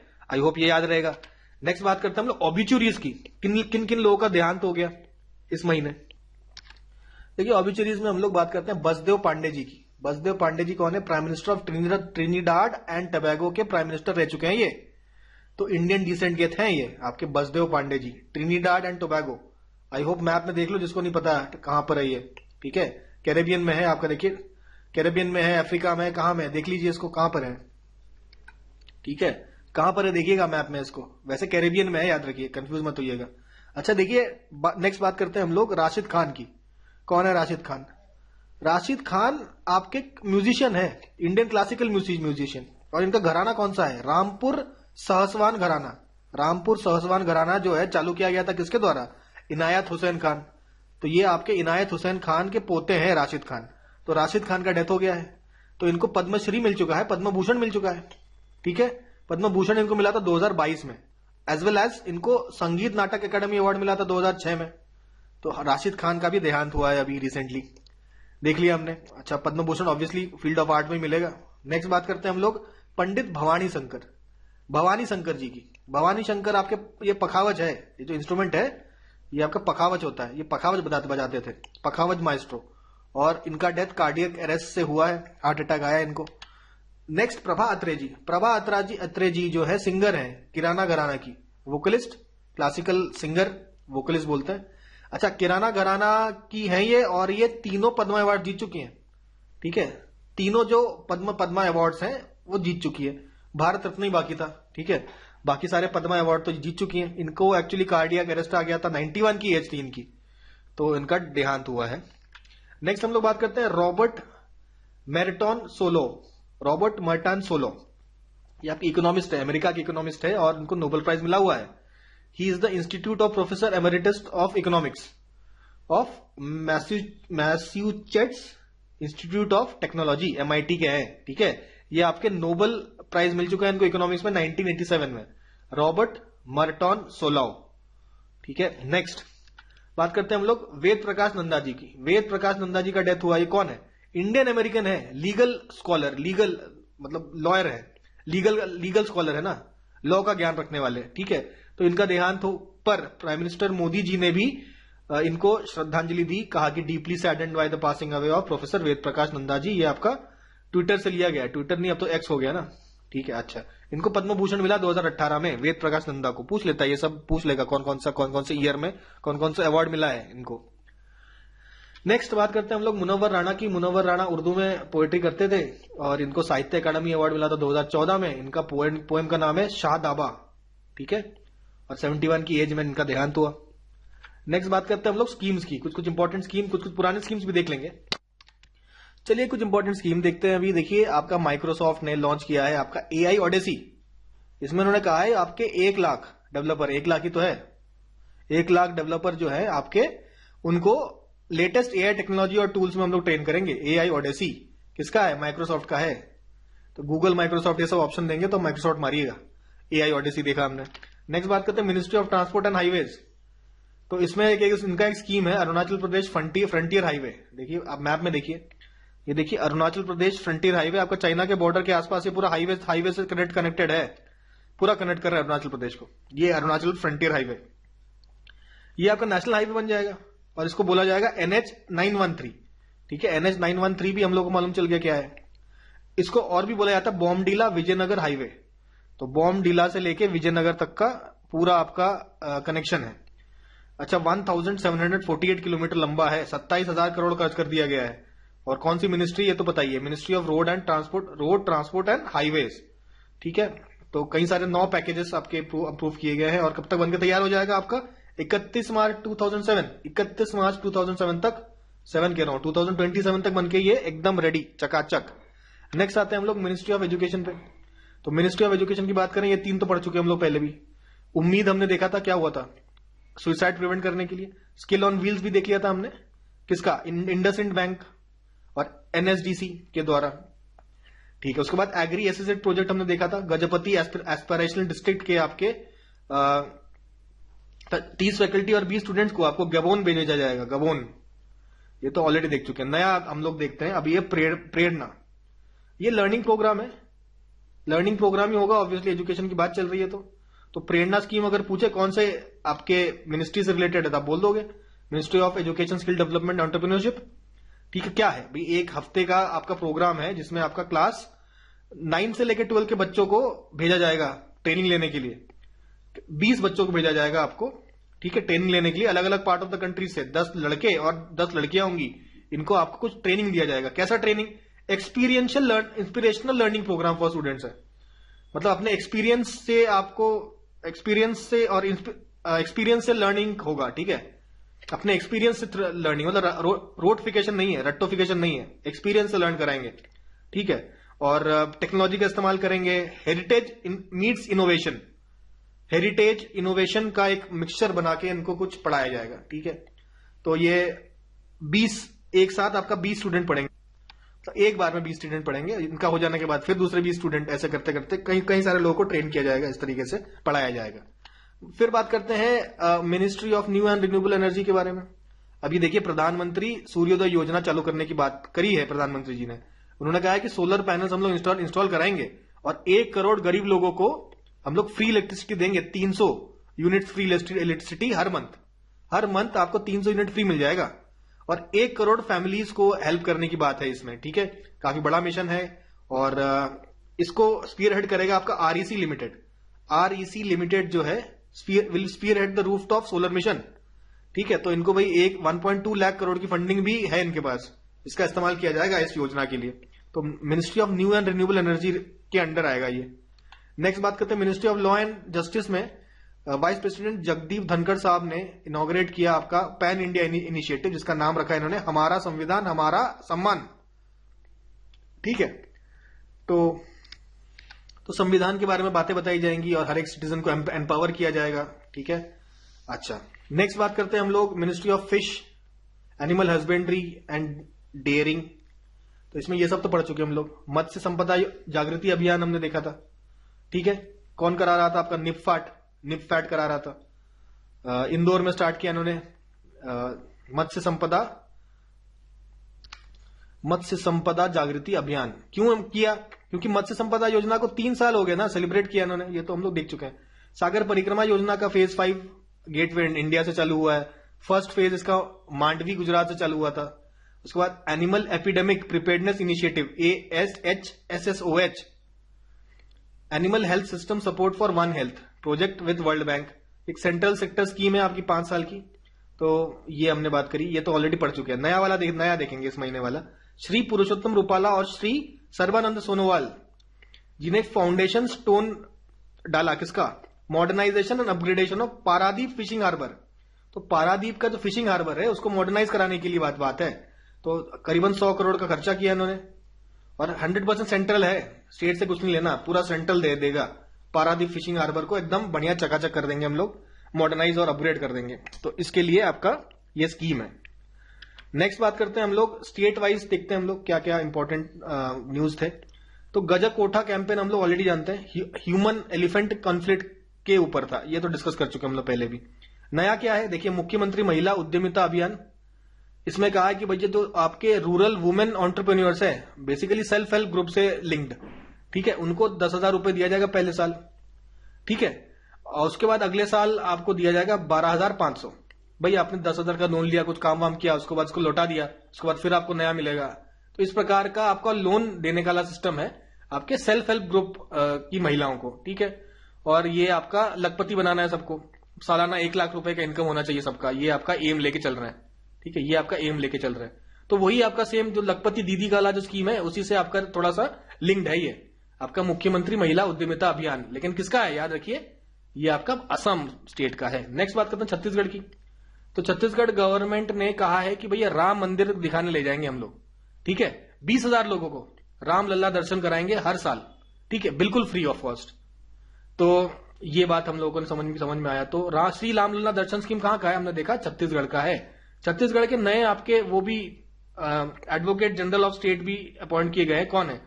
प्रफुल्ल भारत को बना दिया गया है एडवोकेट जनरल। उसके बाद महतारी वंदना योजना भी है। महतारी वंदना योजना भी आपका इकोनॉमिक कंडीशन बेटर करने की बात है of women under the scheme. Eligible women, कुछ एलिजिबिलिटी क्राइटेरिया है, उसके डिटेल्स में नहीं जा रहे हम लोग। उनको हर महीने 1,000 रुपए यानी कि सालाना आपका 12,000 रुपए दिया जाएगा। यह महतारी वंदना योजना छत्तीसगढ़ का, लेकिन कुछ कंडीशंस हैं, ठीक है। नेक्स्ट बात करते हैं कर्नाटका की। कर्नाटका की ये 2 स्कीम तो देखे थे हमने। शक्ति स्कीम फ्री बस सर्विस था महिलाओं और ट्रांसजेंडर के लिए, और गृह ज्योति योजना हमने फ्री इलेक्ट्रिसिटी 200 यूनिट तक। तो ये आपके 2 स्कीम्स है कर्नाटका के। इसके बाद अलावा युवा निधि स्कीम में जो भी अनएम्प्लॉयड स्टूडेंट्स हैं उनको आप पर मंथ पैसे देंगे। 2 साल तक है, बेसिकली 2 साल तक पर महीने पैसा मिलेगा। ग्रेजुएट अगर हो तो 3,000 रुपए, डिप्लोमा होल्डर्स है तो 1,500 रुपए आपको मिलेंगे हर महीने। ऐसा कर्नाटका का युवा निधि स्कीम है। फिर केरला की बात करें, केरला में हमने बात करी शुभ यात्रा स्कीम, 2 लाख दिए जाएंगे जो अब्रॉड जाना चाहते हैं। और 1 प्लेग्राउंड 1 पंचायत जो प्रोजेक्ट है वो भी केरला का, ये ऑलरेडी जानते हैं हम लोग। नया देखिए operation Amrit, it is a programme to prevent the over use of antibiotics. Actually antibiotics आप जरूर ज्यादा यूज करेंगे ना, कुछ भी बीमारी हो रही है तो एंटीबायोटिक्स खा रहे हैं, कुछ भी बीमारी हो रही है एंटीबायोटिक्स खा रहे हैं, कुछ समय बाद एंटीबायोटिक्स आपको मदद करना बंद कर देगा। तो एंटीबायोटिक्स का ज्यादा यूज करना अच्छी बात नहीं होती। तो इसलिए कहा गया है कि भाई आपका एंटीबायोटिक्स का इस्तेमाल डॉक्टर के प्रिस्क्रिप्शन से ही होना चाहिए। तो ये एक अवेयरनेस प्रोग्राम है, ठीक है। तो एक्चुअली ये चाहते हैं कि 2024 तक केवल डॉक्टर प्रिस्क्रिप्शन से ही एंटीबायोटिक्स मिले। ऐसे नहीं कि आप पहुंच गए दुकान में और कहा कि भैया हमको बुखार हो रहा है या कुछ भी प्रॉब्लम है, हमको दवा दे दो, तो भाई जो आपके फार्मेसी वाले ने आपको एंटीबायोटिक लिख दिया। तो ये एक सही तरीका नहीं होता है, ठीक है। एंटीबायोटिक का इस्तेमाल कम से कम करना चाहिए। तो उससे रिलेटेड है आपका ऑपरेशन अमृत। नेक्स्ट बात करते हैं हम लोग, थोड़ा क्रिकेट की बात कर लें, स्पोर्ट्स की बात कर लें। तो रोहित शर्मा बन गए हैं आपके पहले male cricketer, 150 T20 international matches खेल चुके हैं। आईपीएल की बात नहीं कर रहे हैं, 150 T20 इंटरनेशनल मैच खेले हैं। तो भाई जनवरी 14 में अफगानिस्तान के अगेंस्ट इंदौर में इनका रिकॉर्ड बना। अच्छा, विराट कोहली बनते हैं पहले बैटर जो कि 2000 रन बनाते हैं एक पूरे कैलेंडर ईयर में। 2000 रन बनाने वाले पहले बैट्समैन होते हैं। 7 बार ऐसा कर चुके हैं ये, ठीक है। 6 बार का रिकॉर्ड था, तो ये नया रिकॉर्ड बनाया। विराट कोहली तो रिकॉर्ड बनाते रहते हैं। तो आपका 76 रन बनाए थे 82 बॉल्स में। भाई एक टेस्ट था साउथ अफ्रीका के अगेंस्ट, 2006 रन बन गए थे उनके 2023 में। 2023 में उनका 2000 प्लस रन हो गए, तो 7वें टाइम ऐसा किया इन्होंने। चेस पे आते हैं, फीडे FIDE ने एक world rapid blitz championship organise किया। कहां पे? समरकंद, उज्बेकिस्तान में।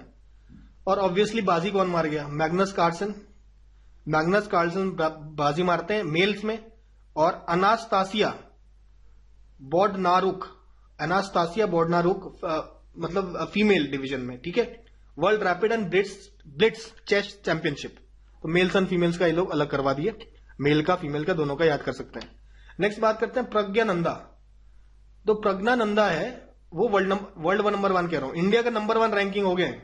विश्वनाथन आनंद इंडिया के नंबर 1 रैंकिंग चेस प्लेयर थे, अभी हो गए आपके Praggnanandhaa, became India number 1 chess player. तो आपके प्रज्ञानंदा जी है, 18 साल के हैं, चेन्नई से बिलोंग करते हैं। इन्होंने हराया किसको? World champion Ding Liren, China के वर्ल्ड चैंपियन थे, इनको हराया और इसके बाद इंडिया का नंबर 1 रैंकिंग चेस प्लेयर बन जाते हैं। फिर बात करते हैं बीच गेम्स की। बीच में कई सारे वॉलीबॉल वगैरह कई सारे गेम्स होते हैं ना, तो घोगला बीच दीव में, ठीक है, ब्लू फ्लैग सर्टिफिकेशन मिल चुका है घोगला बीच को, ठीक है। तो ब्लू फ्लैग सर्टिफिकेशन के बारे में ज्यादा चर्चा नहीं करते हैं, लेकिन मिला हुआ है। तो घोगला बीच में आपका बीच गेम्स हो रहे हैं 2024 वाले। कौन जीता? भाई मध्य प्रदेश जीता, आपका 18 मेडल ले गया, 7 गोल्ड है इसमें। और मैस्कॉट कौन था? पर्ल एक डॉल्फिन है, ये मैस्कॉट था ऑफ बीच गेम्स 2024 इन घोगला बीच दीव। अच्छा, फीफा मेंस रैंकिंग आ गई है, तो कंट्री वाइज रैंकिंग में नंबर 1 कंट्री आपकी अर्जेंटीना है, वर्ल्ड कप विनर है, तो ऑब्वियसली। नंबर 2 में आपका फ्रांस है, नंबर 3 में इंग्लैंड है। इंडिया का रैंक कितना है? 102, ठीक है, सेंचुरी पूरी कर दी इंडिया ने। यहां पे बात करते हैं हम लोग, अब देखिए सात्विक साईराज, रनकी रेड्डी और चिराग शेट्टी जहां खेलते हैं वहां जीतते हैं, लेकिन इस बार नहीं जीत पाए। इंडियन ओपन फाइनल में ही हार गए। देखिए इंडियन ओपन फाइनल ऑब्वियसली बड़ा टफ फाइट हुआ था, ये हार गए आपके कैंग मिन ह्यूक और सियो सियोंग जे, ये आपके रेनिंग वर्ल्ड चैंपियन है, इस समय आपके वर्ल्ड चैंपियन है डबल्स बैडमिंटन में, उनसे हारे बहुत ही टफ फाइट देकर। तो इंडियन ओपन फाइनल ये हार गए, एकमात्र है, बाकी जितने भी हमने देखे हैं बैडमिंटन वाले में ये लोग हर जगह जीते हैं, ठीक है। लेकिन याद रखिए इंडियन ओपन में हारे हैं, इंडियन ओपन के अलावा कहीं भी पूछ ले आप, क्या तो जीते हैं, यही जीते हैं गोल्ड, ठीक है। अब बताइए रोहन बोपन्ना आपके 43 ईयर्स में 43 ईयर्स 331 डेज, कुछ दिन और वेट करते तो 44 के हो जाते। इनको वर्ल्ड नंबर 1 है डबल्स में, कोई छोटा मोटा अचीवमेंट नहीं है। टेनिस खेलना एट द एज ऑफ 43 और उसके ऊपर आपका वर्ल्ड नंबर 1 बनना, ये अपने आप में बहुत बड़ी बात है। तो कैरियर बेस्ट रैंकिंग उनकी हो गई है रोहन बोपन्ना, ठीक है। तो रोहन बोपन्ना वर्ल्ड नंबर 1 है डबल्स में, सबसे ज्यादा एज में बनने वाले वर्ल्ड नंबर 1 बनते हैं रोहन बोपन्ना, आपके सामने देख रहे हैं आप पिक्चर। नेक्स्ट बात करते हैं हम लोग कुछ रिपोर्ट्स और इंडेसेस की बात करते हैं, ठीक है। रिपोर्ट्स और इंडेसेस की बात करें तो देखिए Knight Frank prime global cities index, ठीक है, ये इंडेक्स इसके लिए है कि भाई कौन कौन से जगह में आपका घर खरीदना कितना महंगा है और महंगाई कितनी तेजी से बढ़ रही है, हर चीज की नहीं, अरे सब्जी बाजी प्याज पेट्रोल इन सब की बात नहीं कर रहे हैं, घर खरीदना कितना महंगा हो रहा है। तो इसको लिए ये किसने निकाला? नाइट फ्रैंक ने निकाला, prime global cities index Q3 of 2023। तो अब इन्होंने कहा कि भैया ईयर ऑन ईयर इंक्रीज ही हो रहा है प्राइस, ठीक है। 46 मार्केट्स में इन्होंने स्टडी किया है और कहा है कि भैया जो एनुअल प्राइस राइज है वो आपका 2.1% सालाना आपका बढ़ता रहता है, ठीक है। तो सबसे ज्यादा कहां बढ़ा है? देखिए मनीला में सबसे ज्यादा, मनीला किधर है? मनीला किधर है? फिलीपींस में है, ठीक है। फिलीपींस में घर खरीदना बहुत डिफिकल्ट है। उसके बाद दुबई में भी बहुत डिफिकल्ट है, महंगाई बहुत तेजी से बढ़ रही है। शंघाई में 3rd नंबर पे और 4th नंबर पे मुंबई है। मुंबई में खरीदना कोई आसान काम नहीं है, ठीक है, घर खरीदना मुंबई में बहुत टफ है।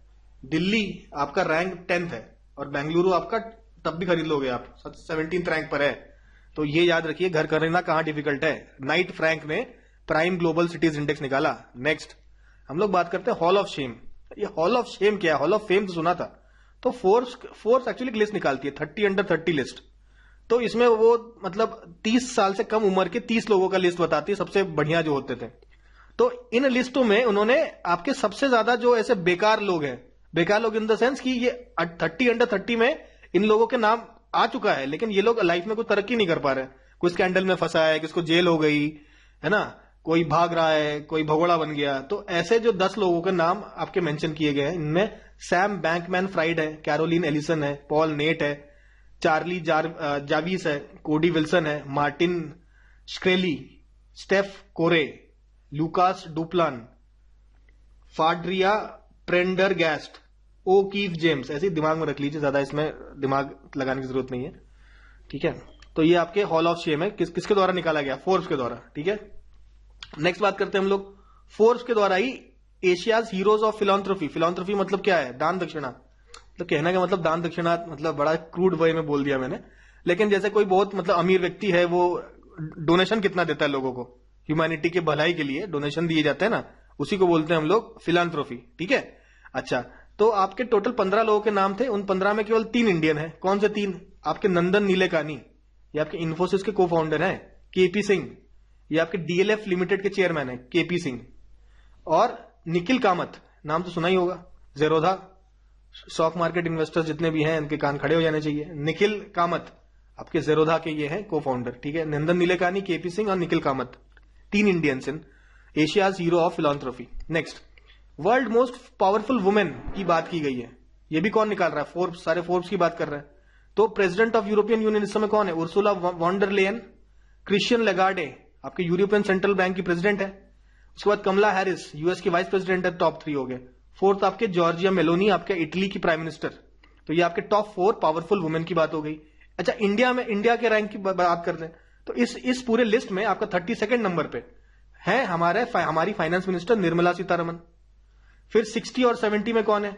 एचसीएल की चेयरपर्सन रोशनी नादर मल्होत्रा, और 70th पोजीशन में आपके सेल के चेयरपर्सन सोमा मंडल। अच्छा, सेल की चेयरपर्सन सोमा मंडल। बायोकॉन की आपकी चेयरपर्सन कौन है? किरण मजुमदार शॉ। तो ये आपके टॉप 4 इंडिया के हो गए, निर्मला सीतारमन, रोशनी नादर मल्होत्रा और सोमा मंडल और किरण मजुमदार शॉ, ठीक है। नेक्स्ट हम लोग आते हैं, अच्छा, इंडियन वर्कर्स जाते हैं दूसरे कंट्रीज में काम करने के लिए, तो किस कंट्री में सबसे ज्यादा जा रहे हैं? ऐसा लिस्ट निकाला किसने? मिनिस्ट्री ऑफ एक्सटर्नल अफेयर्स ने, और कहा कि सबसे ज्यादा जा रहे हैं यूएई में, फिर सऊदी अरेबिया में। तो मिडिल ईस्ट में देखिए काफी लोग जा रहे हैं, 35.54 लैक्स, और यहाँ 22.19 लैक्स, ये तो दो इसमें चले गए। अच्छा, यहाँ पे कुवैत, कतर, ओमान, सब आपका देखिए मिडिल ईस्ट में ही जा रहे हैं। Maximum UAE, then Saudi Arabia, then Kuwait, then Qatar और ओमान, ठीक है। अच्छा, फोर्ब्स ने आपका बताया है टॉप 5 कंट्रीज सबसे ज्यादा हाईएस्ट जीडीपी, तो देखिए इंडिया 5वें नंबर पर पहुंच गया है, ठीक है। उसके बाद जापान है, थोड़ी सी दूर आपका जर्मनी है, चाइना यूएसए कुछ ज्यादा ही दूर है, लेकिन इंडिया का नंबर 3rd पहुंचना इतना कोई बड़ी बात नहीं होगी, ठीक है। तो जीडीपी में आपका 5वें नंबर की सबसे बड़ी इकोनॉमी बनती है इंडिया, ऐसा फोर्ब्स ने बताया है। तो टॉप 5 आपके सामने है, USA, China, Germany, Japan, India. Next बात करते हैं हम लोग भाई, वर्ल्ड डिजिटल कॉम्पिटिटिवनेस रैंकिंग कौन निकालता है? आईएमडी। क्या है IMD? International institute for management and development, institute for management development, ठीक है, WDCR 2023 की बात है। तो इस रिजल्ट में आपके 5 कंट्रीज कौन से? देखिए, यूएसए, नेदरलैंड, सिंगापुर।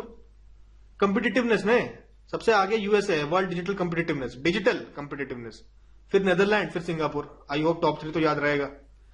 नेक्स्ट बात करते हैं हम लोग, भाई second largest supplier of coking coal. हमने देखा ना इंडिया के पास, हमने मिनरल वाला अगर आपने लेक्चर देखा होगा तो उसमें हमने कहा कि इंडिया के पास अच्छे क्वालिटी का कोल नहीं होता। कोल के तो 2 यूज होते हैं, एक तो थर्मल पावर प्लांट में, एक होता है आपका स्मेल्टिंग में, मतलब आयरन ओर से आयरन निकालने में, मतलब स्टील मैन्युफैक्चर में।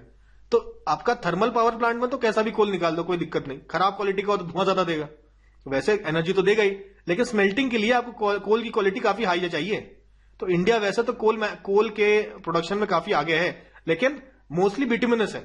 एंथ्रासाइट कोल, हाई क्वालिटी का कोल हमको चाहिए होता है कोकिंग के लिए, तो जो इंडिया के पास कम है, तो इंडिया क्या करती है? दूसरे कंट्री से मंगाती है। कौन से कंट्री से मंगा रही है? यही डेटा है। तो यूएसए सेकंड लार्जेस्ट ऑस्ट्रेलिया, तो नंबर 1 पे देखिए ऑस्ट्रेलिया है, नंबर 2 पे यूएसए है, और नंबर 3 पे आपका रशिया है। इन 3 कंट्री से आपका कोल ले रही है, कोकिंग कोल, इंडिया।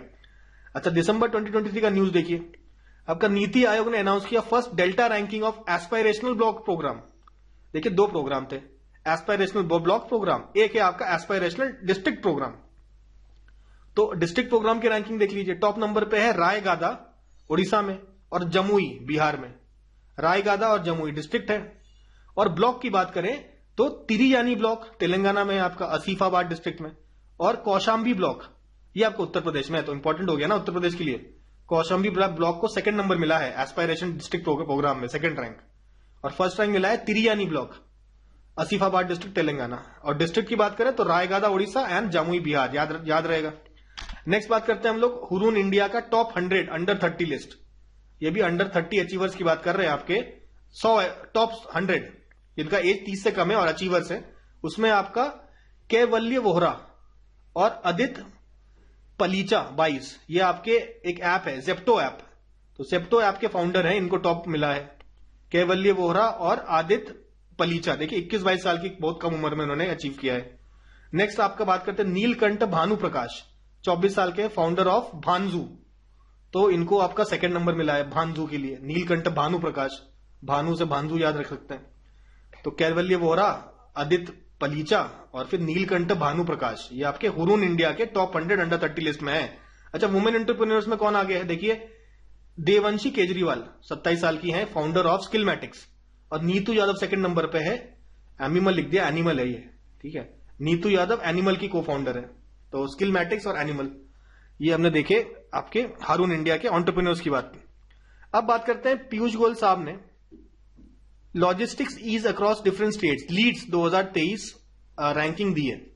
तो ये इसमें कोस्टल ग्रुप में कहा गया है अचीवर कौन है, आंध्र प्रदेश अचीवर है, फास्ट मूवर केरला है और एस्पायरर्स में गोवा है, ठीक है।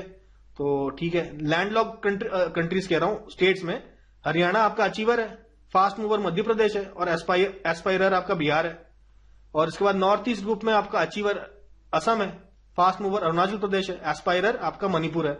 यूनियन टेरिटरीज में चंडीगढ़ अचीवर है, फास्ट मूवर है अंडमान निकोबार और एस्पायरर है दमन एंड दीव दादरा नगर हवेली, ठीक है। इतना ही ध्यान में रखना काफी है। लीड्स हमने रैंकिंग देख ली, तो ये लीड्स रैंकिंग पूछ भी सकता है। टॉप रैंक तो याद रख लो, इतने सारे याद रखने की जरूरत नहीं है, तो बोल्ड में कर रखा है हमने, देखिए आपके सामने, याद रख लीजिए इसको। नेक्स्ट बात करते हैं हम लोग world malaria report. World malaria report कौन निकालता है, ऑब्वियसली WHO निकालेगा। उसने कहा है कि भाई देखो आपका 2022 से आप और बढ़ गया है, global search with an estimated 249 million cases in 2022 में 249 केसेस मिला है।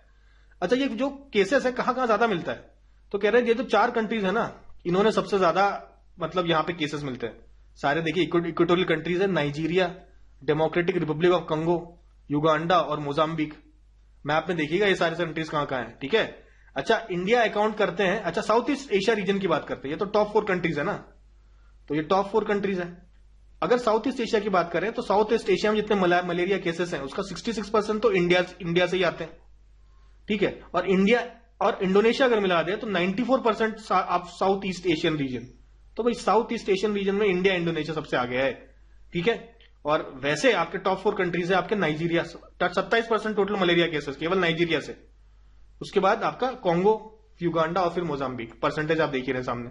अच्छा, WHO ने कहा है कि भाई मलेरिया का वैक्सीन है सबसे पहले निकाला अफ्रीकन कंट्रीज के लिए, इसका नाम है RTS-AS01, ठीक है। उसके बाद में अक्टूबर में WHO ने कहा देखो एक और है वैक्सीन, उसको भी उन्होंने पारित कर दिया, क्या है, R21 मैट्रिक्स M, ठीक है। ये तो हमने करंट अफेयर्स में भी पढ़ा है ना, करंट अफेयर्स में भी पढ़ चुके हैं हम लोग ये। देखिए national framework for malaria elimination में कहा गया है कि WHO की स्ट्रेटेजी है कि 2030 तक भाई गायब हो जाए, मलेरिया एलिमिनेट कर दे। यही तो इंडिया का भी विजन है। इंडिया एक्चुअली एलिमिनेट कब माना जाता है, जब आपका मलेरिया के कोई केसेस 3 साल तक ना मिले। तो 2027 में मलेरिया फ्री करना चाहती है इंडिया, और तो 2027 में अगर मलेरिया का कोई केस ना मिलेगा तो 2030 तक मान लिया जाएगा it is eliminated from India. तो इसलिए 2027 भी है, 2030 भी है, ठीक है। तो यह है national framework for malaria elimination by 2030, ठीक है। और मलेरिया फ्री कब तक बनाना है, 2027 तक, ठीक है। नेक्स्ट हम लोग बात करते हैं ओपीएम। ये देखिए ओपीएम की खेती है, ये ओपीएम, यहां पे से चीरा लगाएंगे तो व्हाइट कलर का लिक्विड गिरता है, तो इस व्हाइट कलर के लिक्विड्स की बड़ी डिमांड है। इससे मॉर्फिन बनता है, हीरोइन बनता है, जो भी ड्रग्स हैं, एडिक्टिव ड्रग्स हैं, ये आपके पॉपी फ्लावर से बनते हैं। तो पहले देखिए अफगानिस्तान काफी ज्यादा टॉप पे था, और तो भाई लार्जेस्ट सोर्स था, तो ड्रग सप्लाई करता था। तो ड्रग सप्लाई में अभी आगे हो गया है म्यांमार। कोई अच्छी बात तो नहीं है ये, लेकिन म्यांमार ने अफगानिस्तान को पीछे छोड़ दिया।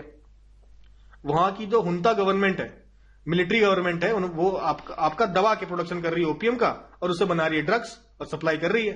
तो ऐसा बोला गया है भाई, यूएन का रिपोर्ट है वो ऐसा बोलता है। नेक्स्ट बात करते हैं state of finance for nature report. State of finance for nature report, देखिए अब इतना बड़ा मत पढ़िए इसमें, देखिए ये रिपोर्ट कौन रिलीज करता है, it is release by UNEP. UNEP याद रख लीजिए सफिशिएंट है। तो वैसे बता दे रहा हूं, यूएनईपी के साथ साथ state of finance for nature report है, तो यूएनईपी तो याद रहेगा। इसके अलावा आपका ये है आपका economics and land degradation initiative of federal ministry of economic corporation development of Germany, ठीक है। इसके अलावा UNCCD United nation convention of combating desertification, ये भी है, साथ में यूरोपियन कमीशन भी है। तो ये सब मिलकर आपका state of finance of nature report निकालते हैं, ठीक है।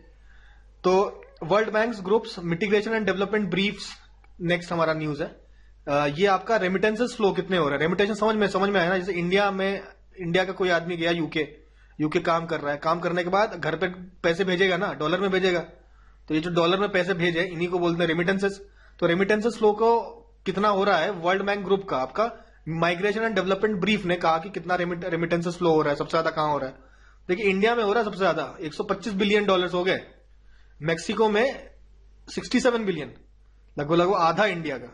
फिर चाइना आपका नंबर 3 पे 50 बिलियन, फिर फिलीपींस और फिर आपका इजिप्ट आ जाता है हमारे रेमिटेंसेस में। नेक्स्ट बात करते हैं पासपोर्ट इंडेक्स। हेनली के द्वारा पासपोर्ट इंडेक्स 2024 लाया गया। 199 कंट्रीज को स्टडी किया इन्होंने, और ये स्टडी किया कितना इनका पासपोर्ट पावरफुल है। अब क्या मतलब है पासपोर्ट पावरफुल होने का, क्या मतलब है? पासपोर्ट पावरफुल उसका होता है कि कितने कंट्रीज में बिना वीजा के एंट्री हो सकती है, ठीक है। तो देखिए यहां पे टॉप में कौन है, देखिए फ्रांस, जर्मनी, इटली, तो ये तो हो गया हमारे यूरोपियन कंट्रीज। इसके अलावा स्पेन भी है, फ्रांस, जर्मनी, इटली, स्पेन। इसके अलावा जापान और सिंगापुर। इन जो 6 कंट्रीज में 194 कंट्रीज में वीजा फ्री एंट्री है। तो अगर इन कंट्रीज का पासपोर्ट आपके पास है तो दुनिया में कहीं भी जाइए, कोई रोक टोक नहीं है, बिना वीजा के आप घूमिए, कोई इशू नहीं होगा आपको जिंदगी में, ठीक है। सेकंड नंबर पे आपके आज इतने सारे आ जाते हैं, थर्ड नंबर पे इतने सारे आते हैं। भाई फर्स्ट नंबर याद रख लो, काफी है इंडिया का, और या रैंक याद रख लो। तो इंडिया का जो रैंक है 85th हो गया है 2004 में, एक खिसक गया। पिछले साल 2023 में 84 था, खिसक के 85 हो गया। देखिए इंडिया का अगर आपके पास पासपोर्ट है तो 62 कंट्रीज में आप जा सकते हैं बिना वीजा के, ठीक है। और देखिए नंबर 1 रैंकिंग है वो 194 है। नेक्स्ट बात करते हैं हम लोग global fire power 2024। Global fire power organisation का नाम है जो ये रिपोर्ट निकालता है, रैंकिंग निकालता है। रैंकिंग क्या है? Military strength ranking. तो भैया स्ट्रॉन्गेस्ट मिलिट्रीज की बात कर रहे हैं। इंडिया कौन सा नंबर पे? चौथे नंबर पे। गेस करिए नंबर 1 पे कौन होगा? यूएस। सेकंड नंबर पे कौन होगा? Russia obviously. थर्ड नंबर पे चाइना, ठीक है। तो ये 5वें नंबर पे कौन है? तो गेस करिए साउथ क्या है? भाई साउथ कोरिया है ये, ऑब्वियसली कोरिया मिस हो गया, तो साउथ कोरिया 5th नंबर पे है। सबसे लीस्ट पावरफुल कौन है? भूटान कोई लड़ाई झगड़ा किसी से नहीं है और कोई उसको पावरफुल बनने की जरूरत भी नहीं है, अपना शांति से रहता है भूटान। तो आपका सबसे कम मिलिट्री पावर किसका है? भूटान का। तो ये तो आसान है, ग्लोबल फायर पावर के द्वारा निकाला गया, ये याद रखिएगा। और 5 तो ये याद रख ही लेंगे आप लोग। अच्छा, ग्लोबल ब्रांड फाइनेंस 2024 की बात कर रहे हैं। Global 500 IT service ranking, IT services में रैंकिंग सबसे ज्यादा किसकी है? तो एसेंचर नंबर 1, टीसीएस नंबर 2। तो world most valuable IT company आपकी एसेंचर है, ठीक है। आपका इसका $40.5 बिलियन की कंपनी है, तो 1.6% ग्रो कर रहा है। सेकंड आपका टीसीएस है, बाकी ये सब छोड़ दीजिए। इन्फोसिस की बात करें तो fastest growing IT service brand है। आईटी सर्विस की कौन सी ब्रांड सबसे फास्टेस्ट ग्रो कर रही है? वो इन्फोसिस, ठीक है। अच्छा, ब्रांड वैल्यू के मामले में इंडिया की टीसीएस सेकंड नंबर पे है, उसके बाद एसेंचर नंबर 1 है। तो ये याद रहेगा, brand finance 2024। Next, Bloomberg billionaires index. Bloomberg billionaire index में ने बताया सबसे अमीर आदमी कौन है। वैसे तो मुकेश अंबानी रहते हैं हमेशा, लेकिन गौतम अदानी नंबर 1 हो गए अभी, ऐसा ब्लूमबर्ग ने कहा। अच्छा, वर्ल्ड्स मोस्ट पॉपुलर लीडर का एक सर्वे कराया गया, उसमें कहा कि नरेंद्र मोदी जी का जो अप्रूवल रेटिंग है वो 76% है। किसने कराया? मॉर्निंग कंसल्ट ने। अरे जो कंपनी करवा रही है, रैंकिंग निकाल रही है, सर्वे कर रही है, वो है मॉर्निंग कंसल्ट। उन्होंने कहा सबसे ज्यादा पॉपुलर व्यक्ति कौन है? Prime minister Narendra Modi. व्यक्ति मतलब leader, popular leader Narendra Modi है। उसके बाद सेकंड नंबर पे आपके मेक्सिको के प्रेसिडेंट है Andres Manuel Lopez Obrador, Mexico के सेकंड है। फिर अलायन बरसेट, ये आपके स्विट्जरलैंड के हैं, ठीक है। इनको 58% अप्रूवल रेटिंग मिला हुआ है। उसके बाद ब्राजील का लूला डा सिल्वा आपका 4th नंबर पे, और 5th नंबर पे ऑस्ट्रेलिया के एंथनी एल्बनीज। ये आपके टॉप 5 है अप्रूवल रेटिंग्स के हिसाब से। किसने निकाला? ये मॉर्निंग कंसल्ट ने। नेक्स्ट बात करते हैं हम लोग centre for research on clean energy and clean air, CREA। अब देखिए क्या है कि भाई एयर क्वालिटी गिर रही है, तो भैया नेशनल क्लीन एयर प्रोग्राम चलाया गया शहरों में, 85 शहरों में चलाया गया। तो इन शहरों में हमने एक सर्वे कराया, centre for research on energy and clean air ने एक सर्वे कराया इन सिटीज में। तो इन्होंने पाया कि देखिए PM10 लेवल्स जो है, PM10 लेवल्स कहा गया है आपका NAAQS। क्या है NAAQS? देखिए ये है national ambient air quality index, ठीक है, एयर क्वालिटी स्टैंडर्ड। तो national ambient air quality standard के हिसाब से आपका जो PM10 लेवल है वो आपका 60 माइक्रोग्राम्स पर क्यूबिक मीटर से तो कम होना चाहिए, ठीक है। तो भाई ऐसा आपका 85 जो सिटीज हैं उनमें 78 में ऐसा नहीं पाया गया। और सबसे खराब सिचुएशन कहां देखी आपका, ब्रिनी हार्ट आपका किधर है, मेघालय में है। आपका मेघालय में ब्रिनी हार्ट जो है ये सबसे ज्यादा आपका PM10 है कंसंट्रेशन। 60 अलाउड है ना, इनका कितना है 301 है। बेगूसराय बिहार का आपका 265 है और ग्रेटर नोएडा उत्तर प्रदेश का 228 है। तो सबसे ज्यादा है ब्रिनी हार्ट आपका मेघालय में। जो दिल्ली 8वें नंबर पे है इसमें। सिलचर आसाम में सबसे कम 29 माइक्रोग्राम्स पर क्यूबिक मीटर रिकॉर्ड किया गया है। तो सिलचर सबसे बढ़िया है इन 85 सिटीज में। तो ये हम लोगों ने रिपोर्ट के बारे में स्टडी कर ली। अब बात करते हैं state of economy report. State of economy report आपका RBI के द्वारा निकाला गया है। तो इन्होंने कहा कि भाई 7% GDP ग्रोथ होगा फाइनेंशियल ईयर 25 में, और आपका इन सेकंड क्वार्टर में आपका जो इन्फ्लेशन है वो 4% होगा, ऐसा कहा है आपका state of economy report RBI के द्वारा। अब बात करते हैं हम लोग अकॉर्डिंग टू ब्लूमबर्ग आपका फ्रैंकोइस बेटनकोर्ट मायर्स, ठीक है, ये आपकी पहली महिला बनती है जिनका जो नेट वर्थ है आपका 100 बिलियन से ऊपर है। ये देखिए आप इनकी फोटो देख पा रहे हैं, फ्रैंकोइस बेटनकोर्ट मायर्स। तो ये लिलियन बेटनकोर्ट जो है इनकी बेटी है, ठीक है। ये भी एक बिजनेस वुमेन थी, लिलियन बेटनकोर्ट। आपका लॉरियल सुना होगा ना, लॉरियल। तो लॉरियल जो ब्रांड है इन्हीं का है, ठीक है। तो ये बनती है सबसे पहली महिला जिनको 100 बिलियन से ज्यादा नेटवर्थ है। नेक्स्ट बात करते हैं हम लोग world employment and social outlook trends. Employment की बात कौन करेगा, इंटरनेशनल लेबर ऑर्गेनाइजेशन तो करेगा। तो इन्होंने world employment and social outlook trend 2024 report निकाला है और कहा गया है कि थोड़ा सा इंक्रीज देखने को मिला है आपका अनएम्प्लॉयमेंट, मतलब देखने को मिलेगा 2024 में थोड़ा सा अनएम्प्लॉयमेंट बढ़ जाएगा। The report states that the global unemployment rate will rise by 2 million लोग अनएम्प्लॉयड हो जाएंगे, और आपका रेट आपका 5.1 से बढ़कर आपका 5.2 हो जाएगा इन 2024। नेक्स्ट बात करते हैं हम लोग 2023 में annual status of education report की। तो ये किसके द्वारा निकाला गया, प्रथम फाउंडेशन ने निकाला है annual status of education report. Title क्या है इसका, बियॉन्ड बेसिक्स है। एजुकेशन रिपोर्ट के बारे में बात की हम लोगों ने। किसके ऊपर फोकस किया, it focuses on the education of 14 से 18 साल ओल्ड जितने भी बच्चे हैं उनके एजुकेशन की बात करी गई है रूरल इंडिया में, ठीक है। बियॉन्ड बेसिक्स टाइटल है, याद रखिएगा, प्रथम फाउंडेशन। नेक्स्ट बात करते हैं हम लोग state startup ranking 2022। State startup ranking किसके द्वारा निकाला गया, DPIIT, department for promotion of industry and internal trade. तो ये आपके एक्चुअली स्टेट और यूनियन टेरिटरीज की रैंकिंग बताता है भाई कौन बढ़िया इकोसिस्टम है, स्टार्टअप इकोसिस्टम किसका सबसे बढ़िया है। तो टॉप परफॉर्मर कौन है, बेस्ट परफॉर्मर्स, ये आपके गुजरात, कर्नाटका, केरला और तमिलनाडु। देखिए गुजरात, कर्नाटका, केरला, तमिलनाडु, ठीक है। ये तो साउथ के 3 हैं आपके साथ में जुड़े हुए, ये तो याद रहेगा, गुजरात भी याद रहेगा। टॉप परफॉर्मेंस में आपका महाराष्ट्र है, ओडिशा, पंजाब, राजस्थान और तेलंगाना टॉप परफॉर्मेंस में है। बाकी लीडर्स, एस्पायरिंग लीडर्स, ये सब आप देख सकते हैं। ये दोनों तो ध्यान में रखना है, बेस्ट परफॉर्मर्स और टॉप परफॉर्मर्स, ठीक है। गुजरात है बेस्ट परफॉर्मर, टॉप परफॉर्मर में आपका महाराष्ट्र है। फिर बात करते हैं ऑक्सफैम रिपोर्ट। ऑक्सफैम रिपोर्ट आपको किसके ऊपर देता है, इनइक्वालिटी के ऊपर रिपोर्ट है, और इस रिपोर्ट का जो आपका टाइटल है वो है इनइक्वालिटी किल्स। तो ऑक्सफैम रिपोर्ट पहले तो याद रखिए, ये इनइक्वालिटी रिपोर्ट कौन देता है, ऑक्सफैम। तो कुछ बातें बताई गई है, बहुत सारी बातें बताई गई है, कुछ तो आपके सामने है। तो उन्होंने कहा कोविड के कारण जो इनइक्वालिटी बढ़ गई है, अमीर और ज्यादा अमीर हो रहा है, गरीब और ज्यादा गरीब हो रहा है, ठीक है। तो और कुछ डेटा आप देखिए, केवल 5% लोग हैं इंडिया में जिनके पास इंडिया का 60% रिसोर्स है। 60% वेल्थ आपका 5% के पास ही है, और जो बॉटम 50% लोग हैं उनके पास केवल 3% ऑफ द वेल्थ है। तो देखिए कितना ज्यादा बड़ा डिफरेंस है अमीरी और गरीबी के बीच में। देखिए वर्ल्ड इकोनॉमिक फोरम की बात करते हैं, उसने लिखा रहा है ग्लोबल रिस्क रिपोर्ट, और कहा गया है कि भैया, तो ये बताता है कि किसका कहां सबसे ज्यादा रिस्क है। तो कहा है कि रिस्क बढ़ेगा, AI जब आएगा तो आपका मिस इन्फॉर्मेशन और डिस इन्फॉर्मेशन बढ़ता चला जाएगा। ठीक है। इंफॉर्मेशन वॉरफेयर है, तो डिसइंफॉर्मेशन और मिस इन्फॉर्मेशन कर सकते हैं, गलत सूचना दे दी जाए या सूचना दी ही ना जाए। ठीक है, ये सब रिस्क है, इंपॉर्टेंट रिस्क। तो ये हमने देखा। तो याद रखिए, ग्लोबल रिस्क रिपोर्ट कौन निकालता है? वर्ल्ड इकोनॉमिक फोरम निकालता है। ठीक है। नेक्स्ट हम लोग बात करते हैं world economic situation on prospects. तो world economic situation on prospect कौन निकालता है? ये आपका UN DESA, economic situation on prospects, United Nation department of economic and social affairs. ठीक है।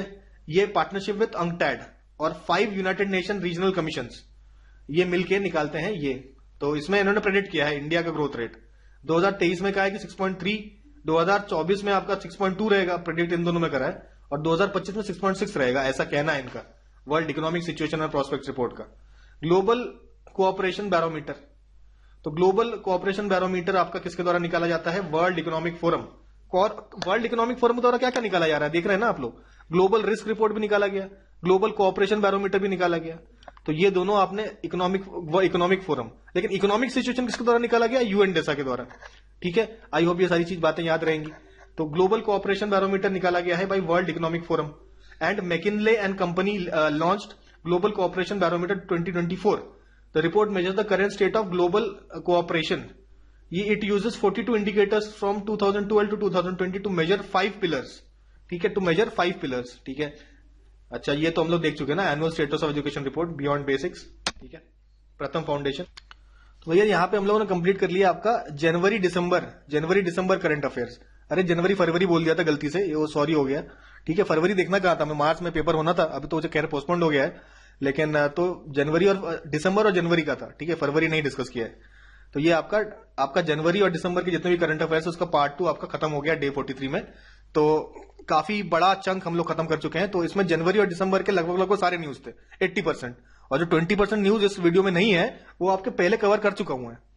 वो आपको लास्ट जितने भी मैंने करंट अफेयर्स के वीडियोस बनाए थे उसमें कवर कर चुका हूं।